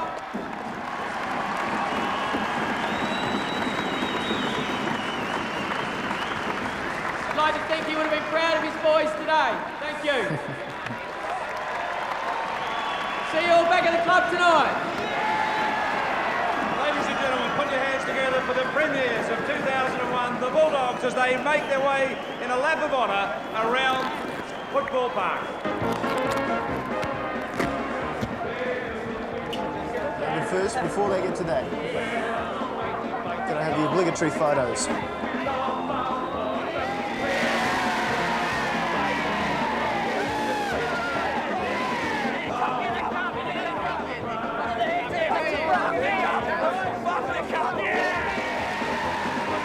Tim, interesting, Ricky McGowan, best on ground, 37 possessions. Absolutely outstanding game from Rick McGowan. I think he thoroughly deserved the medal. You know, sometimes people win it, you know, they don't win the most possessions on the ground, but he was the best player. He did the things that were needed to be done in the first half, and especially the third term, to turn the game and make sure that it was a Central's victory. So he had the biggest impact on the game, and he deserved his medal. And Gary, I know Daniel Healy, in a moment like that, when there's so much joy to remember Danny Holm, the guy who went before him. Yes, Neil, I think it's a very good comment, and I'm glad Danny did. Yeah, it meant so much to us. Danny Holm was, well, it's just, you get emotional to think about the effort that he put in last year, and Daniel would have felt so relieved, I think, now at the end that he had to take on the job this year, and he can go there and hold up that cup, as you see there again this year. Absolutely amazing stuff. I didn't think it was possible. It showed there are miracles in football. No, didn't Malcolm Blight say it was a fluke or something, a freak to win 2 in a row, but the miracle was 3 in a row? Yeah, well, that's true. I mean, and this side and this club, probably with the structure, is capable. Yeah, I'm sure they'll enjoy it tonight. But gee, the goals are there, aren't they? As we hear in the background the Holy Grail ringing out, and Hunters and Collectors song, which has become so much a part of sporting clubs, and it really has been the march to the Holy Grail for the Centrals club. And obviously, I'm kind of thinking that must be Damien Arnold's family there. Well, you'd hope so. Oh, that are some adoring fans, but no, definitely I believe that would be his family. And look, it's guys like Arnold and McGowan and that played in 95 and 96 that know that how important this is, because they've been through the herd to get the gains of the spoils, and you know, they're enjoying it now, but they know how special this is. Neil, it's amazing to me. Central's coming to the league in 1964, took till last year to win their first premiership, now back-to-back is amazing. But also, Woodville came in 1964 also with the Dogs, and now they're amalgamated as the Eagles with West Torrens. But what a wonderful job they've done, and we shouldn't forget that the last 10 years for the Eagles have been very good also. One of the Gowans boys, I think it might have been Chris, who's taking the cup to the fans. Well, watch it, you might not get it back. That's right, could go anywhere. They all want their photos taken with it, and you can't blame them. Both sides of the fence. It's been so important. You've hit it right on the head, Neil. The Gowans boys have both been so important, not only to their teammates who they get G'd up all the time. But the supporters out there, they're cult figures out of Elizabeth, and you can see why in these 2 great premiership wins. They've been what you call the core of the club in the whole thing, that team spirit that clubs have got to engender to win premierships. Well, Ian Mogridge, who's still with us, I'll give you an opportunity to just run through a couple of the stats on the game, especially. Well, let's concentrate on the Centrals boys and just run through what the best of them have done. Well, obviously the absolute star was Rick McGowan with 20 kicks, 17 handballs, and with 7 marks. He was also unusually the top mark taker on the ground. For his teammates, James Gowans had 23 possessions, and his twin Chris and Simon Arnott each had 18. For the vanquished Eagles, Gavin Colville was the top possession getter with 23, 15 kicks and 8 handballs. Andrew Beveridge had 20, and John Floriani, despite being terribly inconvenient, was next best with 17 possessions. Magnificent effort from John Floriani. And look, let's take a time out to look at what the Eagles have done. And gee, they had some injuries, didn't they? Well, eventually that probably got what got on top of them in the second half. They had no run, they had no legs that they had against Port Adelaide, and a lot of that came from their injuries. They just look very desolate and actually sparsely populated at the moment, Eagles rooms, and a lot of heads bowed, and it's quite a contrast as always with the winners. Marco Bello now with the cup, or was it Simon Arnott? Didn't lost him in all that? No, it was Bello, so yeah, quite a contrast. It certainly is. It's all or nothing. I know they say that, it's a cliche, but it's exactly that, because in the end, you don't win. It is the worst position on the table is second. I can tell you that. It's horrible. Well, is it? They say, Tim, it's you're better off not being there than having to go through the pain of losing. Well, I actually believe that that's probably true, even though if you do get there and you do lose and you use it correctly, to use it as a spur in your pre-season and then in your following year, then it can be used correctly. But, you know, at the moment, the Eagles are just sitting there thinking, well, how do we get over the top of this mob? Just got to take a look around just to see where they exactly are. And I can tell you, it's going to be an awfully slow lap because they've managed to reach the old scoreboard. If you know Football Park on the far side of the ground, they've gone from in front of the grandstand and they've done probably about a third of a lap so far of their premiership lap. And they're obviously, the players, soaking it up, Gary. They certainly are, and they deserve it. See the signs there, they're bark to bark. I reckon that's a great sign, bark to bark, not back to back with the dogs. They're barking, and they'll bark for a long while. And it's an amazing performance, and the way they've gone about it. As I said, the recruiting's been good. Alistair Clarkson to come in after last year and do it again, well, that's exceptional. Great effort. And Gary, did you ever play finals? No. I played in seconds finals. That's all. Won a seconds premiership at the end of my career, but no, never got to the finals. You always strive to get there. I think in '65 when I won the medal, we had a chance nearly of making the fives, didn't do so.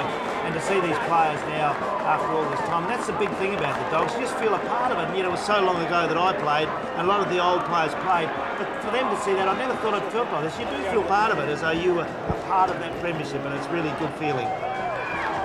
And like I say, it's just so long for the club. You know, such a drought for them, and everybody would have thought, gee, are we ever going to break through? Is that the feeling? And then last year, it's all happened. Well, it gets so emotional out there because everyone called us Poms. We copped everything, as I said, and I can go on, raved on what they used to call us, and you couldn't say much. You just had to batter your guts out to try to do something. And I think this is built in over the club in the years, and then they've gone on. And we've talked about their progression to get to this stage, but then those players now are winners. They've recruited winners from local competitions around Australia. Have a look at those supporters. You get any better supporters than those? That is a die-hard fan. Down to Michael, he's got Danny Stevens with him. Danny, a big day for the club, but you must be feeling a little disappointed that you couldn't run around the paddock today? Yeah, I am a little bit disappointed, but I'm happy for the guys. We're going back to back, and that's what we wanted to achieve at the start of the year. So. You've been sitting in the coach's box for a good part of the season. A particular role up there? Yeah, well, basically I was just doing ball-ups and that type of stuff, and just match-ups and all that type of stuff. And Alistair seemed to have worked out a pretty good midfield rotation. In the end, it was the midfield that got you over the line. Yeah, that's one thing, that we've got a good midfield, and you know, we all players today stood up and put their hand up, so it was good. And Sam McArdle had a great start, but it was a bit disappointing for him. Went over on that ankle as well. Yeah, it was, but probably nothing that a few beers won't fix tonight. Sam has been known to have one or two, and you expect a big night out at the club tonight? Yeah, we're hoping that all supporters will get back there and get out and enjoy it just like we did last year. And plans to get back on the track next year? Absolutely, it's going to be a big pre-season. I'm going to be pushing to get another one, I can tell you right now. Thanks, Danny. Thanks very much. Thanks for that, Michael. So the glorious scenes here at Football Park. It's turned into a pretty good afternoon, especially, of course, if you're a Doggies fan. It's a shame about Danny Stevens. At the end of the day, he's been involved in a 21-point loss in the reserves grand final, and he's just not, you never feel quite part of it, do you, Tim? No, it is a disappointment, and not only, you know, if you can't be there yourself and you are in the reserves, then to win the double is pretty, well, makes it even better night when you go back to the club, because all your reserves guys who are a part of that league premiership, you know, they've won, they're happy. The guys in the A grade have won, they're happy, and it's not an easy thing to do. I think throughout the 7 that I won, we managed to do it twice, and I know that those nights were better than the ones when just the A grade ones. So you like to share it. It's a club thing. Look at Ricky McGowan, he well deserves it. What a finals player he's turned out to be, and it's great to see a lad that's a real journeyman. He's been there through the hard times. He really battled for Centrals, and now the last 2 years he's been an integral part of their premiership sides. Top player, he's done well, and he won the Jack Cody medal today. We talk about the journey. It's been quite a journey. That song in the background again, the Holy Grail, is all about the journey, and the Doggies are out the other end and have got another premiership. And you see the photographers working overtime down there, and the players working overtime as well. And they're still ringing the oval, the supporters. Still another opportunity to be close to that cup. Well, there's a lot of heartburn in there for Centrals over the years, and there's players. I could go back to the players. Well, my best mate's probably the best one I can mention, Ron Whittaker. He died. He wanted to see Centrals win a premiership, passed away before it. It really makes you feel for him now. And he wouldn't believe it. He'd be up there looking down at us now. They've won too, Gaz. What's happened? What's happened? And that's who you feel. You know, you just feel it all comes together now. We talk about bark to bark, but Gary's been yapping all day, and he's still going, and I imagine you'll be out there tonight. Oh, I better get out there, I suppose, but it's a madhouse, I tell you. But it's good when you're winners, and they really know how to put on a show at the Dogs. If you want to have a good time and a different time, be out at the Elizabeth Oval tonight. Well, Tim, they put on a different show down the court too, I'd imagine, down the years. Oh, absolutely. It is, like I said to the players out there, when they get back to the club, they'll feel like they are rock stars, and they'll be presented to the crowd, and you know, there'll be thousands out there to greet them, and it's just a great night. It really is, and you can actually sit back and just feel a bit of self-satisfaction and a bit of relief that your whole year that you've put in hasn't gone down the tube, because you've won the flag, you've won the premiership, you've got that cup, and it's just a pleasure to look at it, drink in it. I've actually showered in it, so it's a fantastic cup. Showered, bath, shower? I had a shower at the time, yeah. Sat in it and had a bit of a shower. Ray Titus, he took the photos. Ray's taken a million photos in his career. Been taken for years. He's doing a lap of honour with them. Ray Titus from the Advertiser, veteran photographer, multi-award winning photographer, and I guess you'll see those images tomorrow morning as we just have a look at that cup once again. And so many happy faces on a grand final day. Daniel Healy, what about his 3 goals? The 2 in the third term really changed it for mine. That was the momentum that they needed. It was all very well the midfield dominating, but you've got to get it on the board, and he did it in that third term, and I thought those 2 goals were just so important to the Dogs, and gave him a lift as well as a player and a captain. Very important that you perform well as a captain. You actually set the example. This bloke, the vice captain, Heath Hopwood, another fantastic game on his half-back front. Well, he was best and fairest in their first premiership year last season. He might go close again. He had a big pre-season with Sydney, wasn't picked up in the pre-season draft, and has come back fitter, and I guess in some ways more determined to show what he can do. Yeah. I see Damien Arnold pass it off to him. I know that he was approached by a few clubs to come across, and his comments were, no, I wish to play in the first Central Districts Premiership. Well, he played in the first back-to-back Central's Premierships. It goes on and on. It's hard to believe, isn't it? It just is, honestly, from a person such as myself who's come down from Queensland, heard about these, well, look, in many ways, Gary, I hate to say, losers from out at Centrals, and they had come into the competition and they were just a punching bag, and now they are the power in South Australian football. Yeah, it is. It's a real success story, and for all of us, it's just, well, the club deserves a lot of credit, because they copped it all when they weren't doing well and couldn't get there. Now to do what they've done with the turnaround, not only with the players and with the 2 premierships, with the whole club, it's just such a success story, and all just positive for the future. It does so good for that community out there. A good reason for that guy you just saw in the shot to purchase the video of this game, I think. There'll be plenty doing that. You'll have more sales of this, another grand final, bark to bark for Centrals. It'll be a sellout. Here's an idea for the marketing department. Put them both, the two grand finals, on one tape, and I reckon you'll sell a few as well. It's the way they've gone about it was so different to me. As I said before, Centrals have always had brilliant players, individuals that can hold it with the best. But these last two sides for Centrals this year and last, not only had they good players, put it together as a team, and that's really the fact that Tim is that wins your grand finals. That team, like Healy, pops up, kicks 3 goals. Bello probably had a quieter one today, but still there in the last quarter was running through lines to get that winning feeling up. Yeah, well, you've got to do everything you can, and you know, it might not be your day, but it might be your moment that you can just contribute that 1 goal, and that's what you have to do. You have to be there to just make sure you commit. Just see if we can get another shot there as they leave the ground of Danny Stevens at the back of the group of players. It's just hit him. He realises now that he hasn't played. It is a hard thing to hold back. I thought they might have played him, Tim. I said that at the start of the call today. And I asked you who you were going to leave out. That's right, and that was a hard question, and that's proved it. Alistair Clarkson knew his side, they played well, went with an unchanged side, and they've got the rewards. Yeah, and you can see the emotion there just welling over, as you said, Tim. It's just hit him. And Danny Stevens, who, look, I spoke to a member of the coaching staff out at Centrals on Thursday night when we were out there, and he said, look, to be brutally honest, he'd be in our best 21. And the unfortunate thing is he got suspended and, as a result, missed the vital games. And a bit of champagne going in just to make sure that that cup is topped up all the way. Yes, unfortunate for Danny Stevens. Got 2 matches and that champagne won't taste the same for him. No, it certainly won't. And then the seconds for all our viewers out there, lost the seconds who've been the best in the competition this year, lost their grand final. But this is what the supporters are all here for. Back to back for the league side. Central Districts Footy Club not only come of age, they're setting trends now that are going to go on for a fair while. For our younger viewers out there, that's water in that cup. If you believe that. So the boys just making their way down into the change rooms. We hope to get down there and get some pictures as the supporters. And there we go, in the change rooms. And hopefully our camera lasts through the myriad of champagne bottles and corks that'll be popping. And the Gowans boys, I think all day led the charge. Rightfully so too, I think. They lead the charge on the field, so they might as well off. The last of the players getting inside. I think I saw Alistair Clarkson there on the edge of the screen trying to get the boys in maybe to sing the song. And I think that's what we're going to see. Just roping all the boys in. I'll wait for Damien Arnold, who was the last player with the cup. So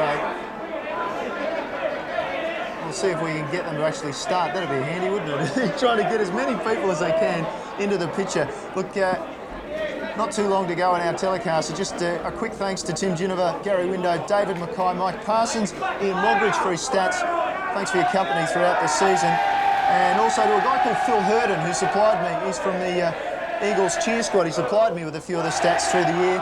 And the mighty Doggies have won a 2nd premiership. Thanks to all the guys, all the crew in the back who have done such a fantastic job this season. We hope to be with you next season. We'll see what happens. But it is a 2nd premiership in a row for Central District, and don't they love it? We might just go out with the final few bars. What a great running today, Bill.